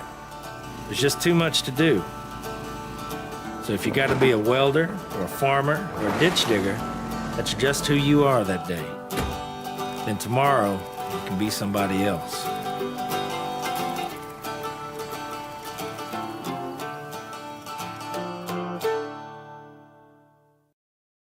Hey Ben, what's the Aztec Safety online e-learning website again? Yeah, that would be aztecsafety.com. Fire extinguisher and firefighting, we'll send that one to Paul. Now here's a course I should probably take. Conflict resolution. Power line safety. Yeah, I thought it might help me with my line calls. Did you know this Aztec website has over 100 safety courses? Jeez.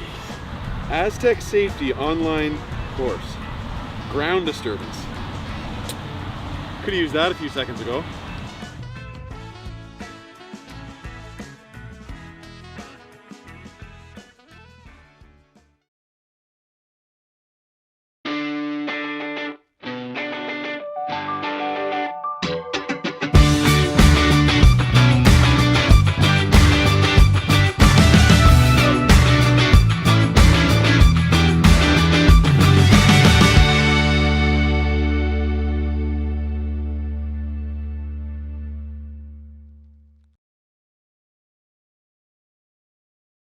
Live curling rocks. And this November, the best in the world are coming to Tahoe. Get your seats now at gsoctickets.com. But hurry, early bird pricing ends soon. And we're back. So far in the end, Team Casper has put up the center guard. Team Retornaz put up the corner, and Team Casper went around the center guard to the top of the button. So now Team Retornaz is ignoring that rock on the button and trying to go around the corner guard. Looks like it's way out there. Coming there now. It's got really good leg break. There it goes. Just carving sideways. Very good shot. That rock moved 2 feet in the last 3 feet. Yeah. 2 feet sideways.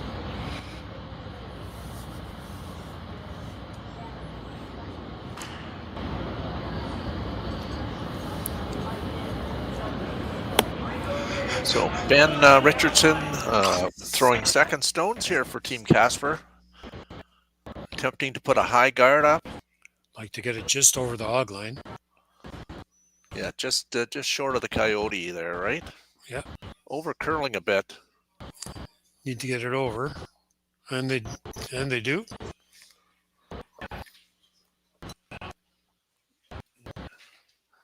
That is touching the center line as well, right? So yeah, it is. Looks like it's on the center line, so it cannot be removed, cannot be ticked. So it's a matter of preference here, which way you want to go. They can. I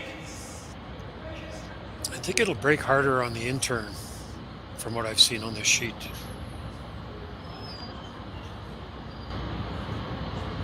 They'd like to be able to pop that yellow one out in the open a little bit. So Sebastiano Arman is attempting an in-turn draw. That one's moving early. Really got to go on this. Squeaked it by the first one. Let's see if he gets by the second one. By the second one. That's well done. Very well shot. done. Yep, very well done.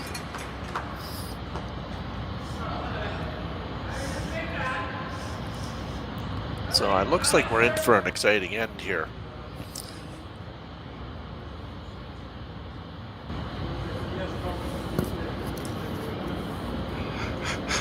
In turn for Ben. Trying to remove this rock and roll it inside towards the button area. Again, off and on. Trying to make it curl here at the end. Not going to get that roll. I think the first team that gets the roll is going to have a major advantage in this end.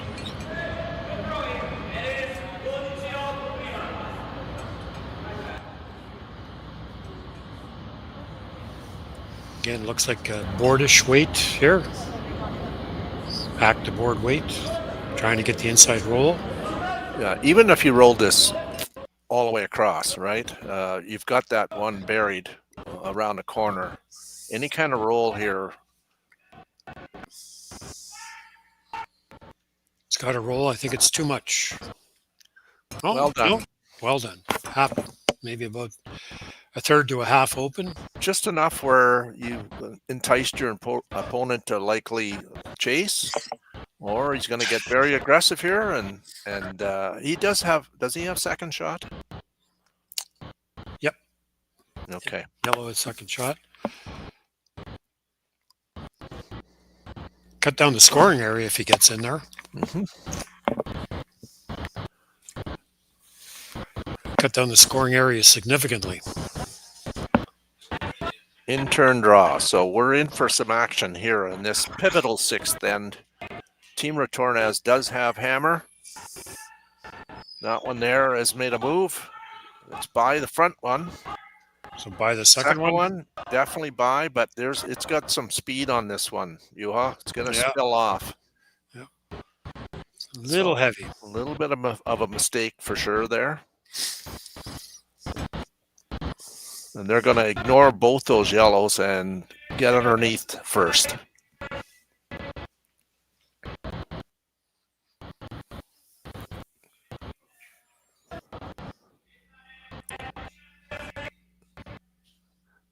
Placement is critical here.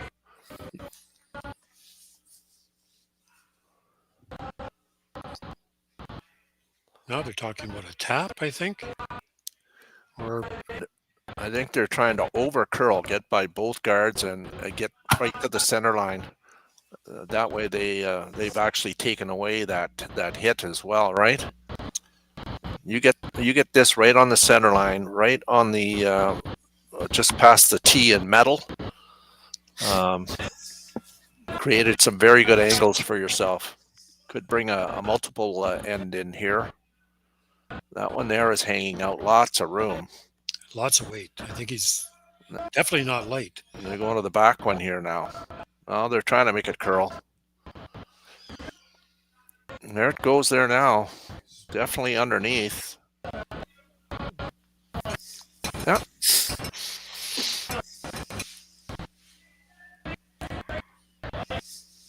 So lane 2. First indication from Rich Rohanen is that they're going to try to remove that green one and stay right there. Maybe not necessarily remove it, but get it through the 8 foot anyway. Has to be careful that he gets the nose. If he hits it on the outside at all, it'll probably jam on that back yellow one. Just has to be careful here. So on it, out of his hand, just keeping it clean. Out turn. Now trying to make a curl of it. By the guard with lots of room. Yeah, nice shot. Just through the ring's weight. Hit and roll is there. The rolls are everything in this at this point.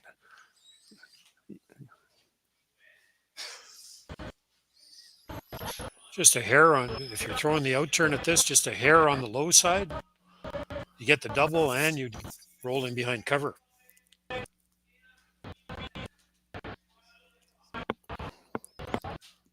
They're just talking about the weight here now. I think so. It looks like they're going to use a little bit more up weight here.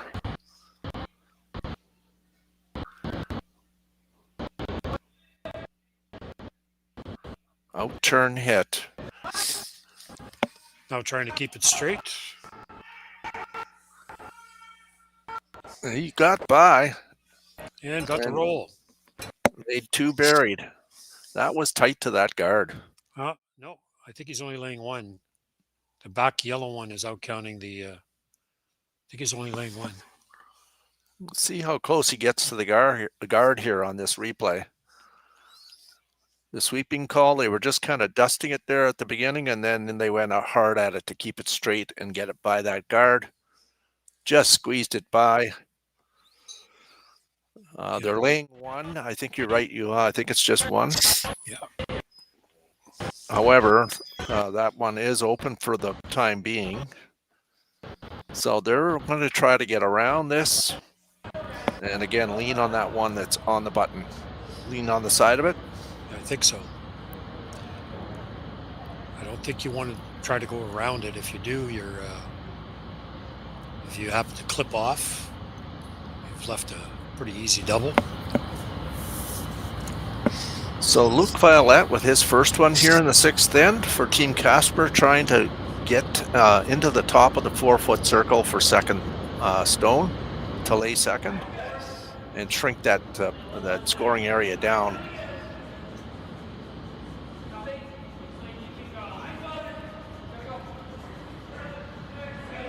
Saying the line is good. They got to go on this for weight though, eh, Yoa? Yeah, I think they're a little short. They're okay with being short there, I think, though. I think we're going to see a tap here. So they're taking a look to see who's third. It's definitely the yellow one at the back. I think. So that first is biting the button. Second is biting back a 4-foot. They were looking at who was third. It's close. They move that anywhere, they're laying 2 buried.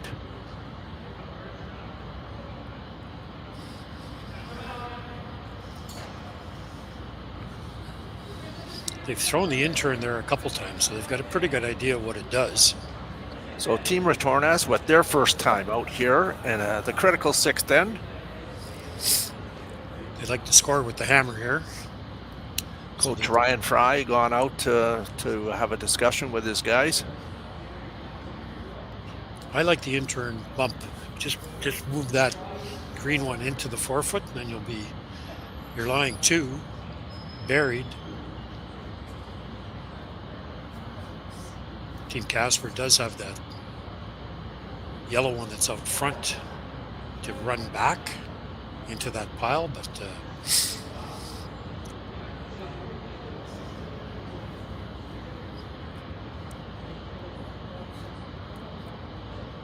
there's a few options here. I think they're looking at. I mean, if they do play the little bump back U-Haul with the intern coming from the intern side, they do leave this shot open for the team from USA. So I think they're taking that away because they can warp in there and get to biting the button. So they're going to take this away. I don't know if they're planning on coming to that back one. I think it's more straight draw. I think it might be a guard. He's way out there. Hard to say. Well, we'll find out here. Yeah, let's see what kind of weight he's throwing. Coming right around. Yeah. Oh, that's what I kind of figured. They're gonna get right in here and try to lay 2, and also take away this shot for Team Casper as well. It's a little further out than they've been playing. Out turn draw. This will hang here for a bit. Don't want to be deep either. No, they're coming to the back one here now. Really got to move. Okay, they're now laying 1, 2, 3. 2 for sure. Third one's debatable, but definitely lying 2. Hard to tell between the 2. Yeah.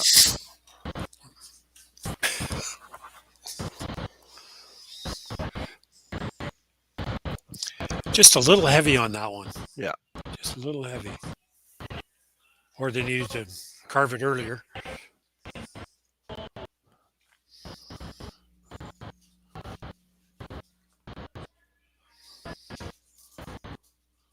So by coming deep, he still left him this opportunity to get underneath.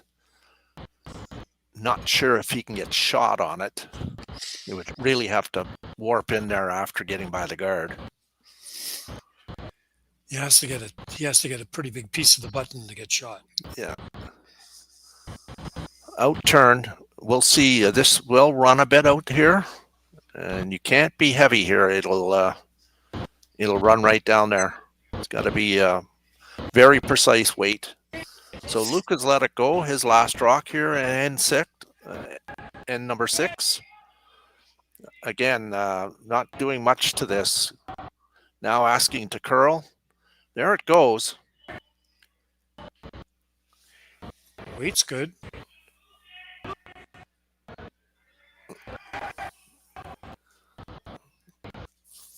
A little bit of a mistake there. Yep. They could have swept that one a little bit and got the little chink come off that and just kind of roll in. So that's just tap back to the one that was just put there for 3.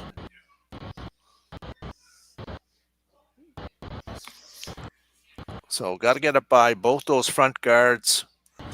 Move it far enough back to move that one that is on the back of the 4-foot.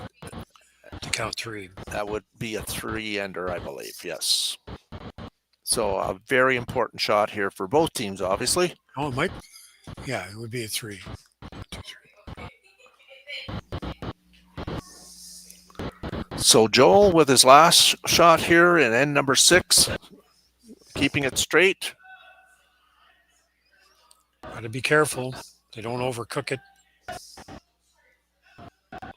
Definitely by the first one. by the second one. Line is good. Does he have enough steam to get that back? And he does. He did move it. I think that's 3 points. I think so. Well executed shot. 3-point turnaround here in end number 6 for the team from Italy, who have now taken a 5-3 lead going to the 7th end of the Henderson Metal Fall Classic Championship game. We'll be back with N7 in a moment. Developed over a decade in collaboration with the finest ice makers this side of the Atlantic, the Pebblehead PB5 is nothing short of a triumph of sophistication and craftsmanship. Weighing less than half its lumbering copper predecessors, yet boasting tenfold their durability, the PB5 delivers perfect, consistent ice, time after time. The PB5 by Pebbleheads.com, the apex of ice-making ingenuity for the roaring game of curling.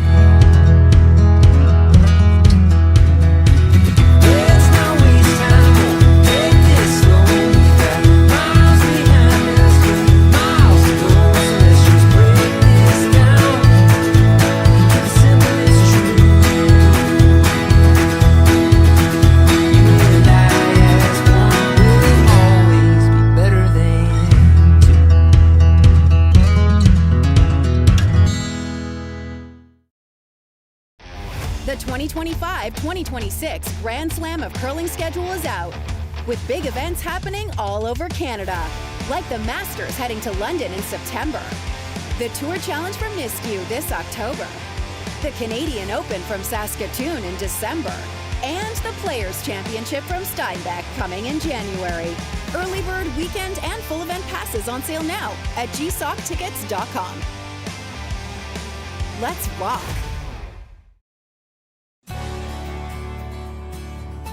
I've got this one.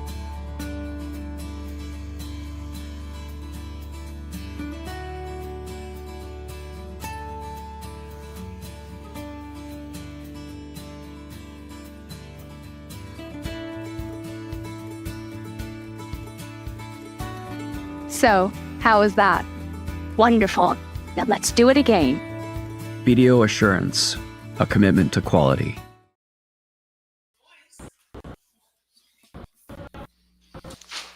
And we're back. So Team Retornaz through the center guard, but really, really tight. So it's something they can use later on the end if Team Casper gets one around there. And Team Casper went with the corner. And now Team Retornaz has come in to sit on the tee line on the button just a little bit too deep.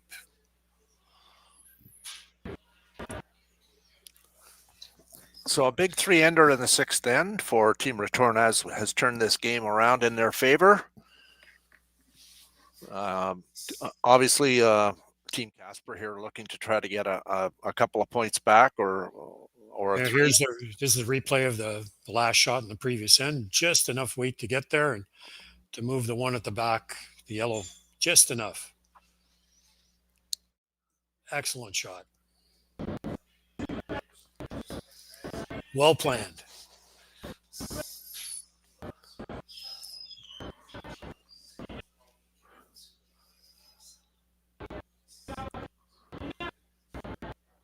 It looks like Team Retornaz wants to get around that center guard again, like to get an angle on their, not an angle, but frozen directly on their own rock. And that is accomplished. So looks like probably drilling back here now. Or go around the corner. Yeah. No, looks like they're going to drill it back.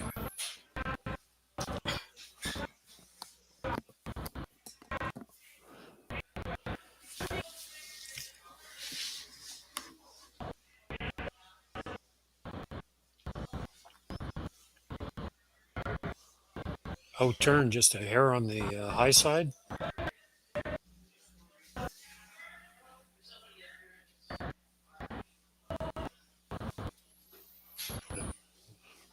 Just a little bit on the high side.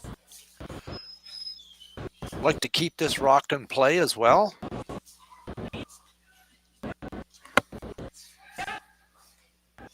I think dead on the nose probably is got to be close.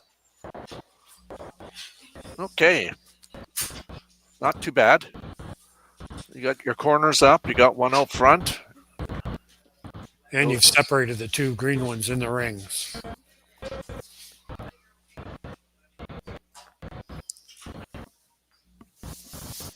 Trying to come in on the out turn and get past the green one.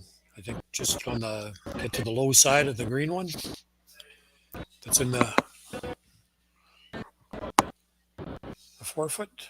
Trying to get somewhere in there. Yeah. With the new rules, this is what you call using offense as your best defense, right? So again, it's all about rock placement. Now we got ourselves a wall here. Yeah, just went behind, a little heavy. So lots of cover here. Fans are bundled up on the ice. It's a little cool out there. The curlers are doing all the work, so they're nice and warm.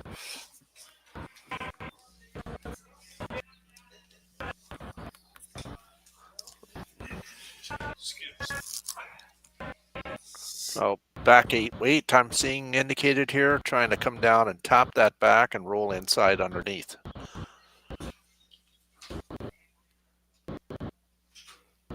We'd like to get under cover here.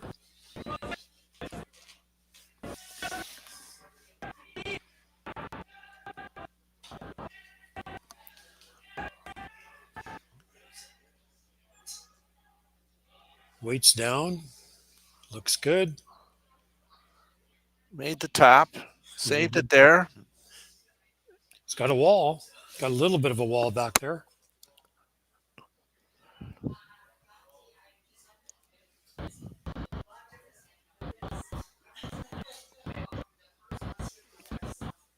So again, does he keep aggressive here?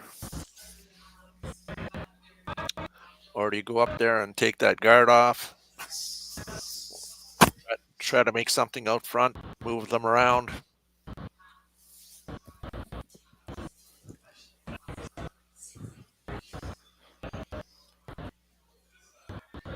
Right now, that yellow one isn't coming out of there very easily.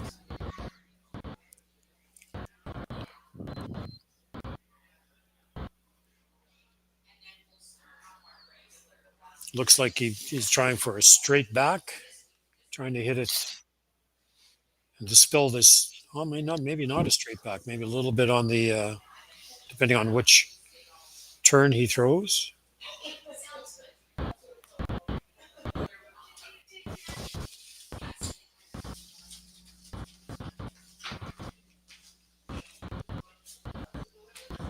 It's the out turn.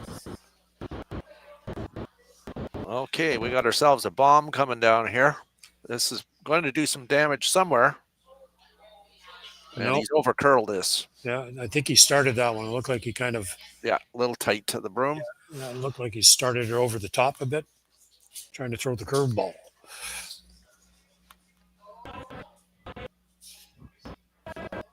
So that yellow one is still not that easily removed. They could use their own corners. It'll take you 2 shots to get rid of that yellow one. I think so, unless you hit it on the nose. It might spill out. You need a fair amount of action to do that. Yeah. So out turn, I think he's called here now. Draw around the corner. I think so.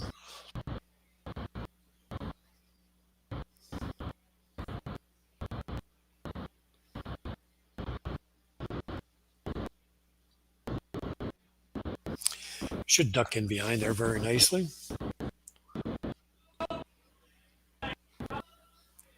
Yeah, well, you put those guards up for a reason, so they're going to utilize this and try to get their own rock around here. It's still early. We got 4 rocks here to go.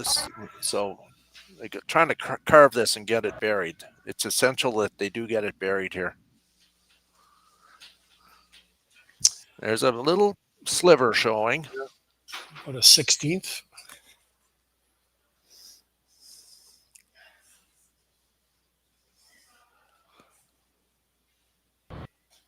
Looks like he's going to try what you suggested there, Al. Yeah, I think that can screw out of there. Just has to throw enough weight at it. And Amos can do that. Dead nose hit, I believe, and it goes. Ah. Less weight. Just moving things around? I think so.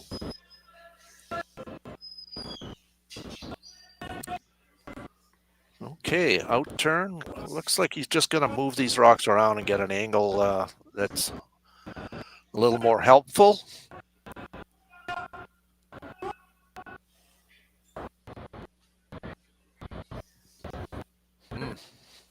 Did that help? Not a lot.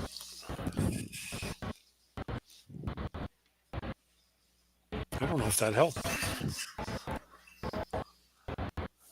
They need a little more weight than that, eh? Yeah, I think so.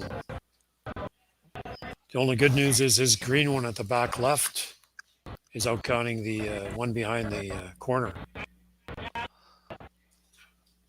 Because I think we're going to see some rocks disappear here at some point in time. Oh, hit and roll. So I think the reason he's calling that too is that they could smash that one into the yellow and possibly remove it that way. Yep. They're taking this away. And the other benefit is if you do make the roll, you're rolling behind cover again. So a little something going here for Team Casper here. Ben Richardson with the in turn. Looks like it's going to over curl a bit.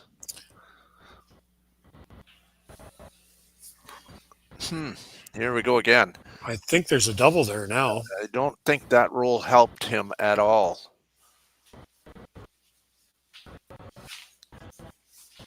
I think there's a double.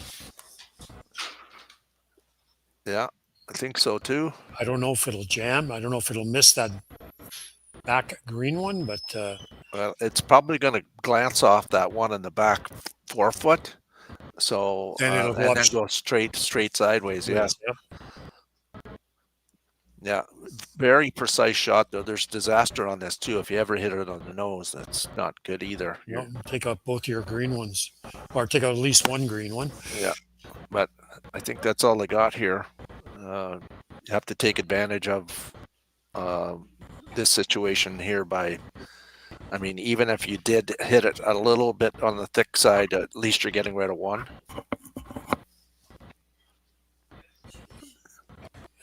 Got to hit this just off nose. Just a little on the high side, I think. If he's throwing the in turn. Yeah, that should go straight sideways across the rings. That the second one. Well, lots of weight here. Keeping it straight on. Now they're just kind of that's over curled. Yep.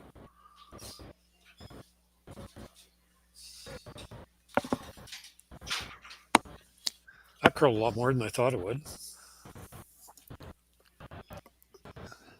Does open it up. Team Casper now laying one, second and third, but there is a double possibility here to lay 3.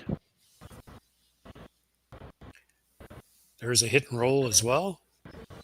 I think that's what he's looking at. Or he's going to draw around the corner.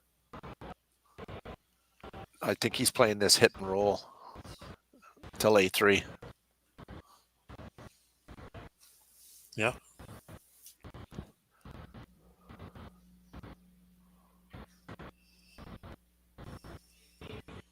Out turn hit.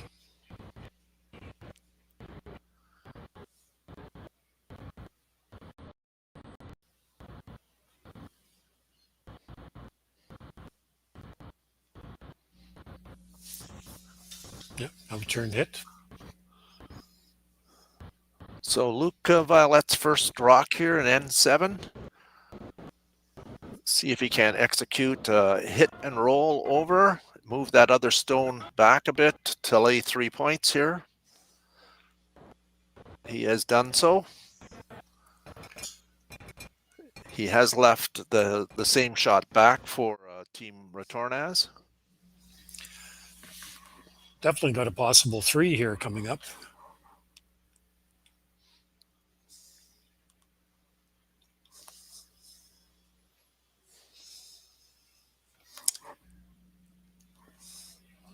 I think Joel needs to hit and roll off that center one and get in front of that yellow one that just rolled there.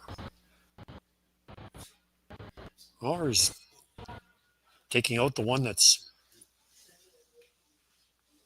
taken.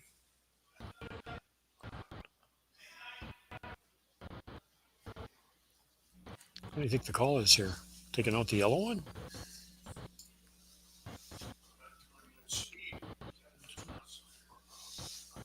Yeah. Going in turn. Yeah, he's going to come up to the yellow one that's second shot. Okay.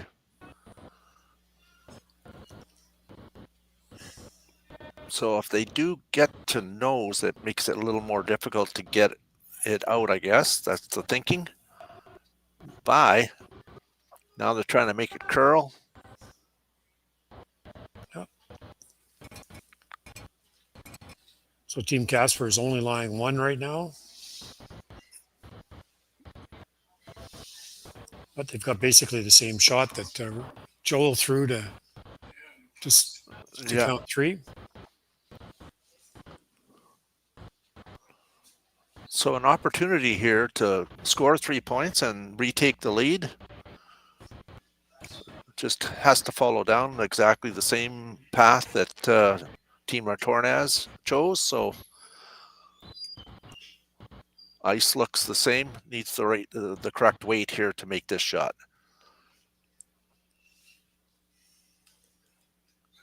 Yeah, Joel had about board plus there.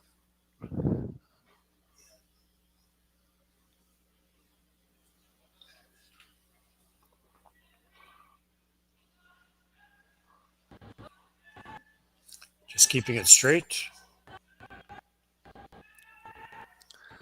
Starting to go there now. Looks like it's 5. Yeah.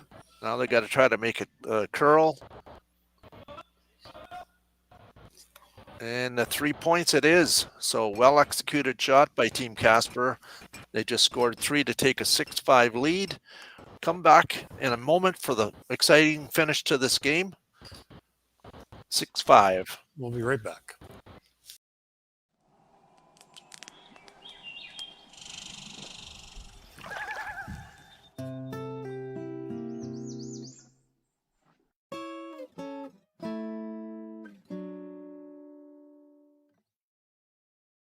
Developed over a decade in collaboration with the finest ice makers this side of the Atlantic, the Pebblehead PB5 is nothing short of a triumph of sophistication and craftsmanship. Weighing less than half its lumbering copper predecessors, yet boasting tenfold their durability, the PB5 delivers perfect, consistent ice, time after time. The PB5 by Pebbleheads.com, the apex of ice-making ingenuity for the roaring game of curling. Live curling rocks. And this November, the best in the world are coming to Tahoe. Get your seats now at gsoctickets.com. But hurry, early bird pricing ends soon.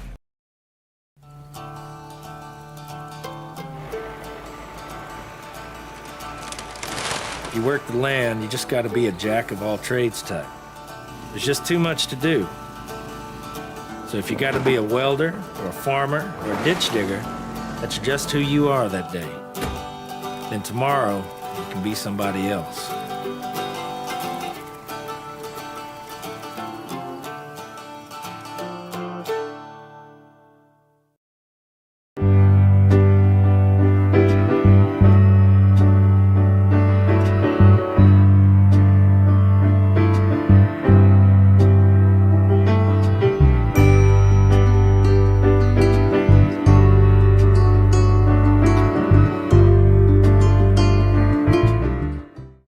Ste.Marie Airport Development Corporation, owner and operator of the Ste.Marie, Ontario, Canada Airport, is proud to support the Sault Curlers Fall Classic and welcome all to beautiful Sault Ste. Marie. The Sault Ste. Marie Airport, Go there to get anywhere. And we're back. Both teams are. Team Casper's got 3:58 left on the clock, and Team Retornaz 2:40. And both teams have one timeout left, so have to manage your time appropriately. And Team Casper leads Team Retornaz 6-5, playing the 8th end. So we've got ourselves a great finish coming on this afternoon here in Sault Ste. Marie at the YNCU Curling Center.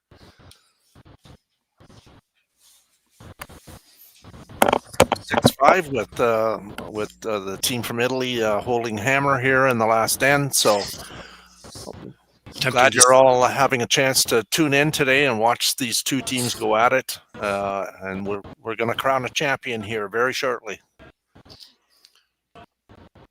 And Team Retornaz is ignoring the rocks in the middle and trying to go around the corner, and it will bury very nicely here. It's been curling great this week, both inside out and outside in. You can bury rocks here. Yep. Oh, coming in again. So turn draw, trying to get it on top of. Oh, they might be trying to go around or get on top, get beside their own or on top of their own, but it looks like it's already curled a fair amount.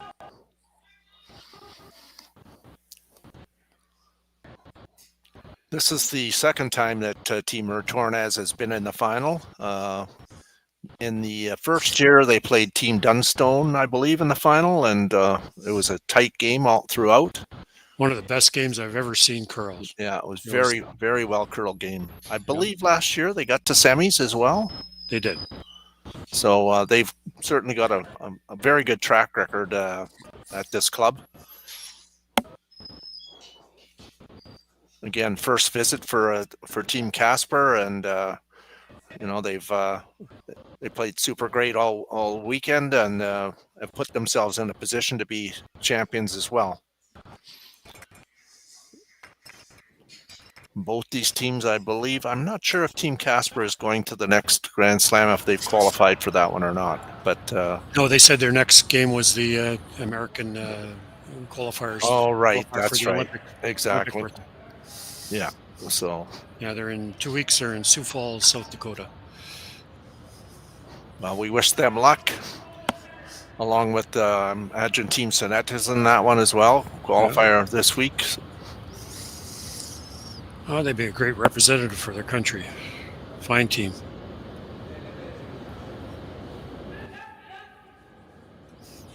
In turn, taking on that corner guard. Off and on. Made the double.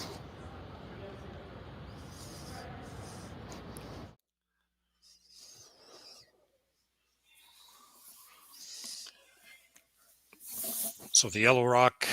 We'll see a replay of this one.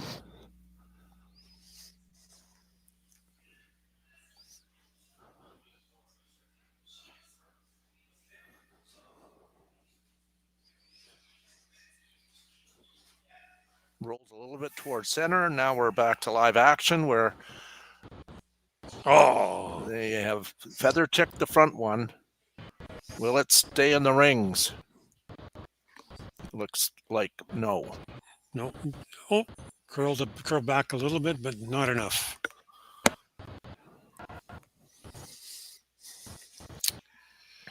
Okay, a little bit of a hiccup there, but still lots of rocks in play, and 4 rocks to go here for both teams. So Vice skips first rocks here in the last end, pending an extra end, which is a possibility. I think they're a little down on weight on this one. Good sweeping.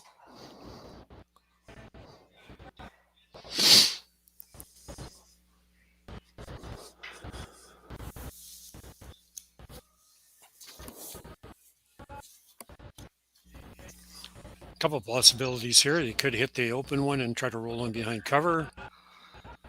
Could freeze to that one just outside the 4-foot. Looks like they're going to play the hit and roll. Out turn, hit and roll. Just wanted to get behind cover there and behind that rock that's on the center line.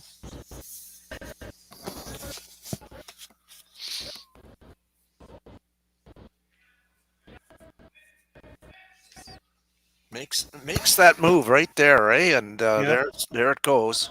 Will it make that roll a little bit? Enough to make that a little bit dicey. You can see enough.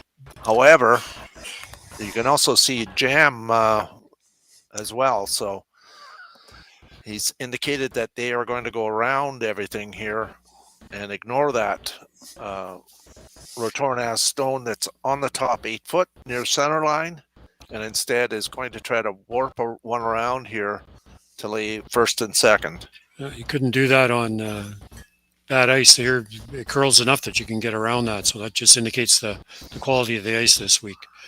Yeah. Carrying around a rock that's at the top 8 foot. Yeah, they did not hesitate on this call too. So trying to put some pressure on Team Retornaz.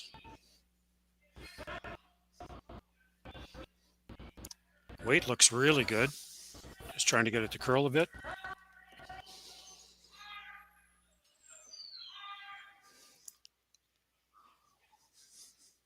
Okay, exactly what they were called.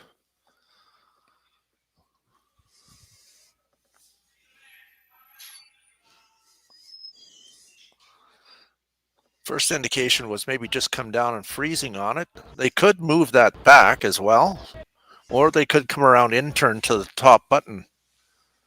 So some decision to be made here. Definitely some options. I don't mind the little bump back, actually. Yeah. Tough shot.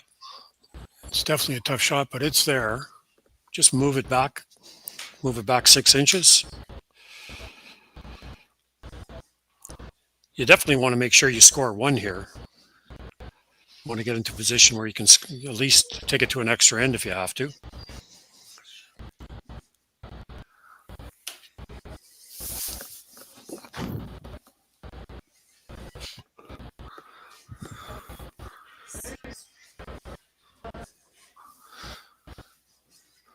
Coach Ryan Fry out there having a last minute discussion. See what they've decided. Looks like they're going to move this rock.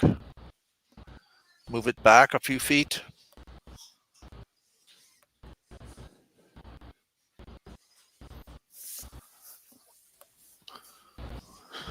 Build up a little bit of a wall behind the tee line and still remain shot rock. So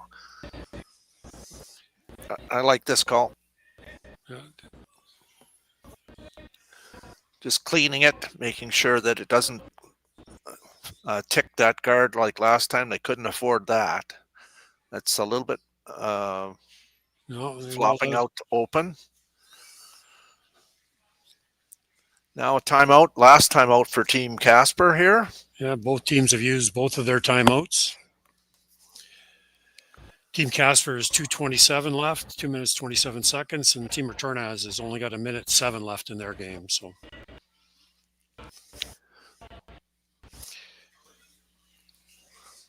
So again, I think they have two options here. They can hit the one that was just that just rolled to the side there. It would make for a very flat double. I don't know. Yeah, the double would be there, or they can continue to do what they just did, and that's come around and put it in the same sort of spot. That's what they've indicated. Yeah, it's a straight draw, trying to come in, same shot that they just played.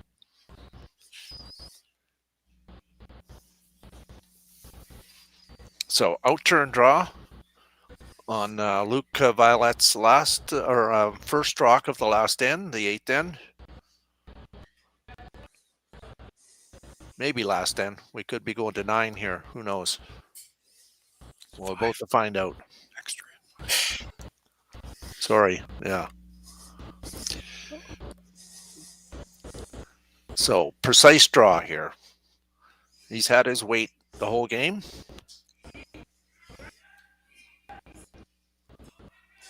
Well, they're not worried about the weight. It's all about line here. It sounds like they got the right weight. Trying to make it curl. Yeah, trying to get it to curl now. I'm trying to carry it a little further. It's a great shot. Right Excellent shot.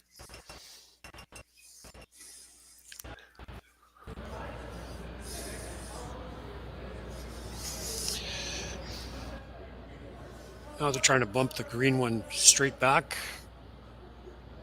Tough shot. They can only see maybe 2/3 of that green one. Pretty close to 3/4, but I'll have to get fairly close to that guard. They don't need to paper it, but they have to have enough weight to move this and get shot rock. Okay, a big shot here for Joel. Trying to get it to curl. Got to watch that it doesn't jump.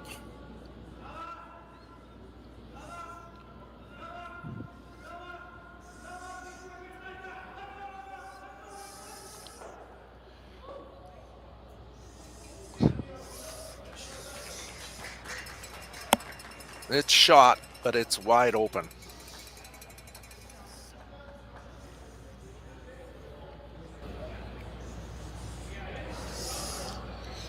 Team Casper has 2 minutes and 12 seconds and counting here, and Team Retornaz only has 38 seconds left on the clock. So Joel's standing up by the hog line because he's going to have to race down to the other end to make a shot, depending on what the last one is. If he makes this, he does have the drill back, eh? Yeah, he does. It's wide open. Yeah, definitely wide open.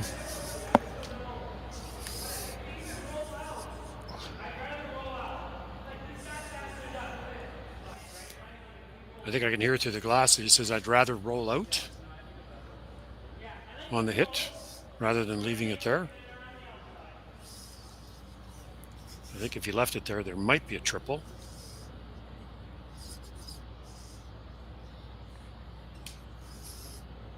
So is he calling this to hit and roll out? That's what I heard him say. I think I've heard him say I'd rather roll out, but we'll see.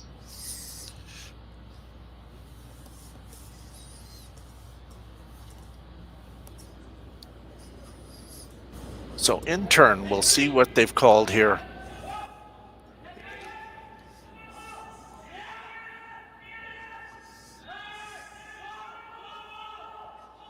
Wow.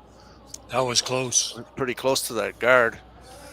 Is there not a drill back here to win? There is. Have to make a double, but... Yeah, it's pretty much a nose. Right? Nose hit. Yeah, just a little. A little on the high side, maybe. Yeah. Definitely there. Got to hit this just off nose, just high side. Take that one on the top 4 foot out, redirect over, and take the other one out for the win.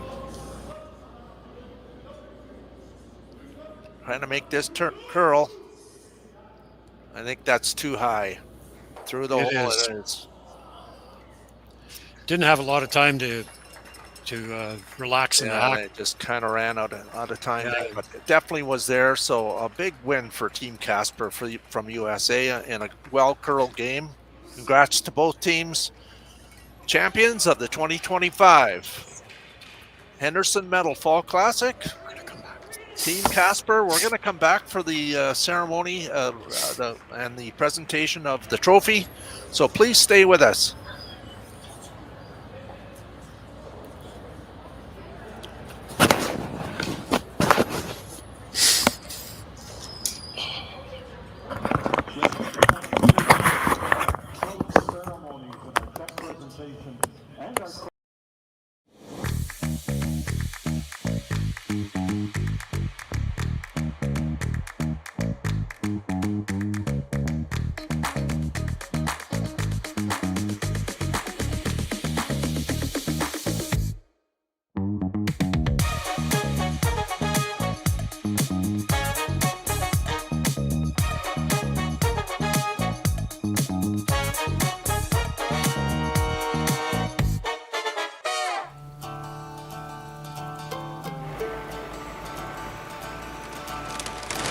you work the land, you just got to be a jack of all trades type. There's just too much to do. So if you got to be a welder or a farmer or a ditch digger, that's just who you are that day. Then tomorrow, you can be somebody else.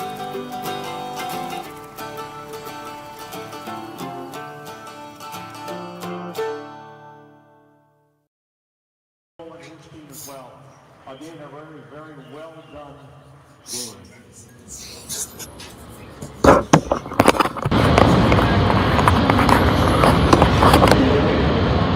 I think our friends from Minnesota probably have to catch a plane to go back up north. No. We got time? Okay, that's good.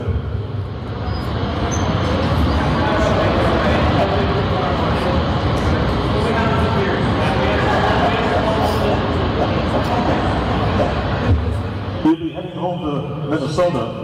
You realize the check is in Canadian dollars. Yeah.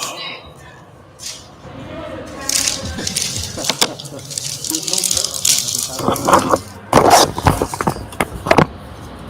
So, ladies and gentlemen, again, welcome to our closing ceremony, our check presentation, as well as the presentation of our trophy. It's been a great tournament. We've had international world-class curling. We want to thank all of those 18 teams that were here for that and watching a great competition. Some upsets, but some great curling as well.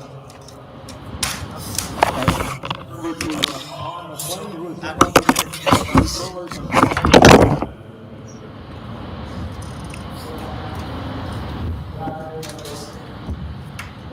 good afternoon, everyone. On behalf of the Sioux Curlers Association, my name is Henderson,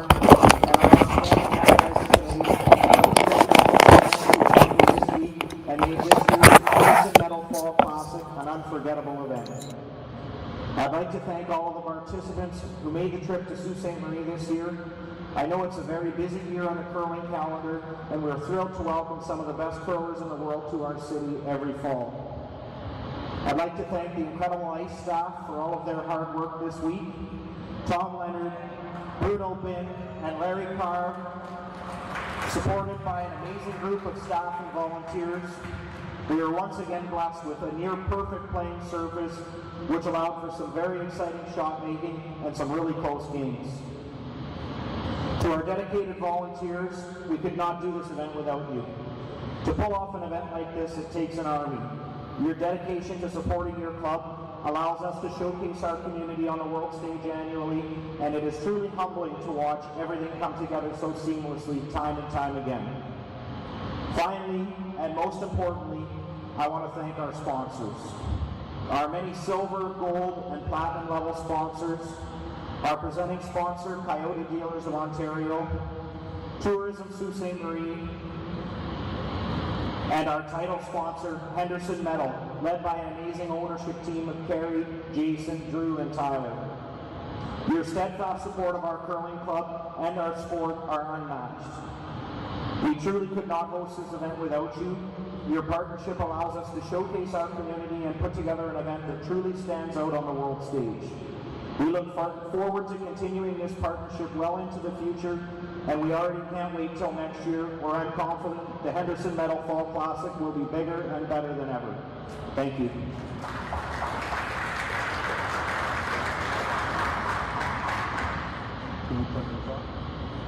So, we would like to ask the Henderson Medal executive team to come down on the ice for the presentation of our trophy, as well as the presentation of that big check as well. So the Henderson Medal ownership team is Carrie, Jason, and Tyler. Come on down and we'll get that big check over here. Come on down, guys. We're not going to mail you the check. You've got to come and pick it up.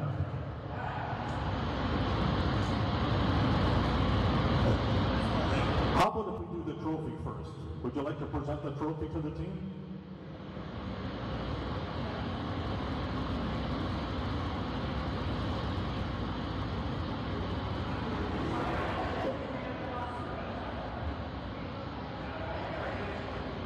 Congratulations, guys.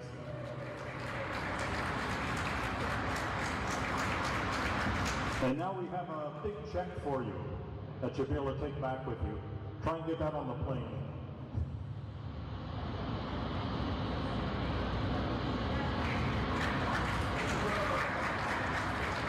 Great. Terry, you and the team, thank you so much for your support. As Tom told that we cannot do this without sponsorship support, in addition to our volunteers, and Henderson Metal has been great. Thank you so much for coming and providing us with your support as well. Okay, Rich, I want to talk to you for a minute. Don't run away. So Rich is the skip of the team. His name is not Daniel Casper, in case you're wondering. So, Rich, first of all, is this your first opportunity here? Here at the Sioux, yeah, it's awesome, great club, great ice, fantastic, some of the best we played on this year, for sure. So, love the atmosphere, great club. What about the level of competition you faced here? Oh, great, every game is tough, there's lots of good teams here. You know, you can't play any better competition, so, and every game is close, as you just saw, so, most of them anyway, yeah. So this is Team Casper. Maybe we should explain why isn't Team Ruinen? Well, it should be Team Ruinen, clearly now. But no, Danny Casper is our skip. I'm sort of the old fifth man, and I usually just help out on the side. But Danny's at the Pan-Continental play. He's the fifth man for Team Schuster this weekend. So he couldn't make it, and now he might be riding the pine. We'll have to see. You know who Schuster is playing up there? Yeah, I know. I know Jacobs, so I don't know what the score is. It started already. Does anybody know? Last time we checked, there was no score. Okay, all right. Well, we got to get in there and check the end of it and have a couple beers. Okay, maybe you'd just like to introduce your team. Okay. Well, we have Little Luke Violet. We call him the Badger. We got Ben Richardson and Aiden Oldenburg. So, guys, I'm all twice their age. At least twice their age. So, thank you very much. I hope to see you guys again next year. Because now you're defending champions. Yeah, we got to defend our title. I'm going to be retired probably, but maybe I'll come back just to hang out and drink beer. So maybe the real Daniel Casper will be here. Yeah, he'll be here. Danny will be here for sure. All right. Once again, thank you very much to our winners, our champions this year, 2025, Team Casper from Chaska, Minnesota.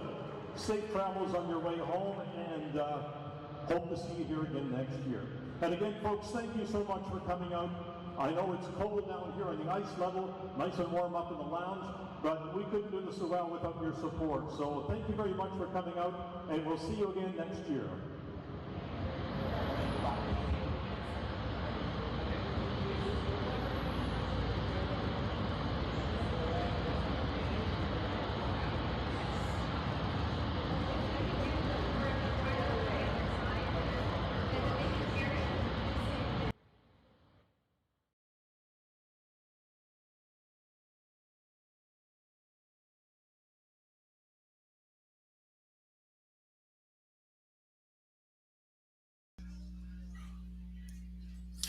I'd like to thank everybody for attending virtually this our curling Bonspiel this week. It's been great to do the commentary for you, and I'm glad to see everyone watching online all over the world.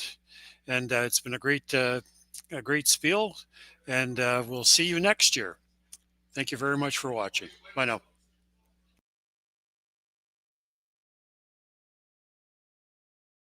Live curling rocks. And this November, the best in the world are coming to Tahoe. Get your seats now at gsoctickets.com. But hurry, early bird pricing ends soon.